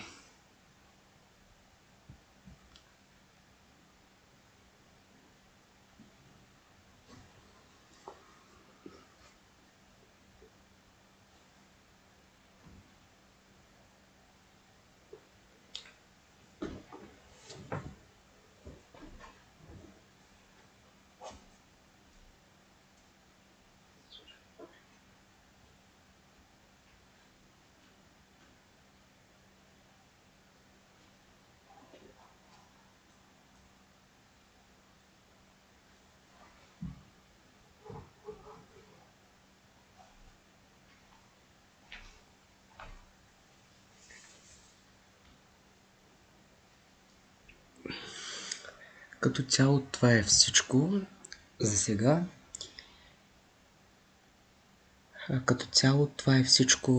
сега.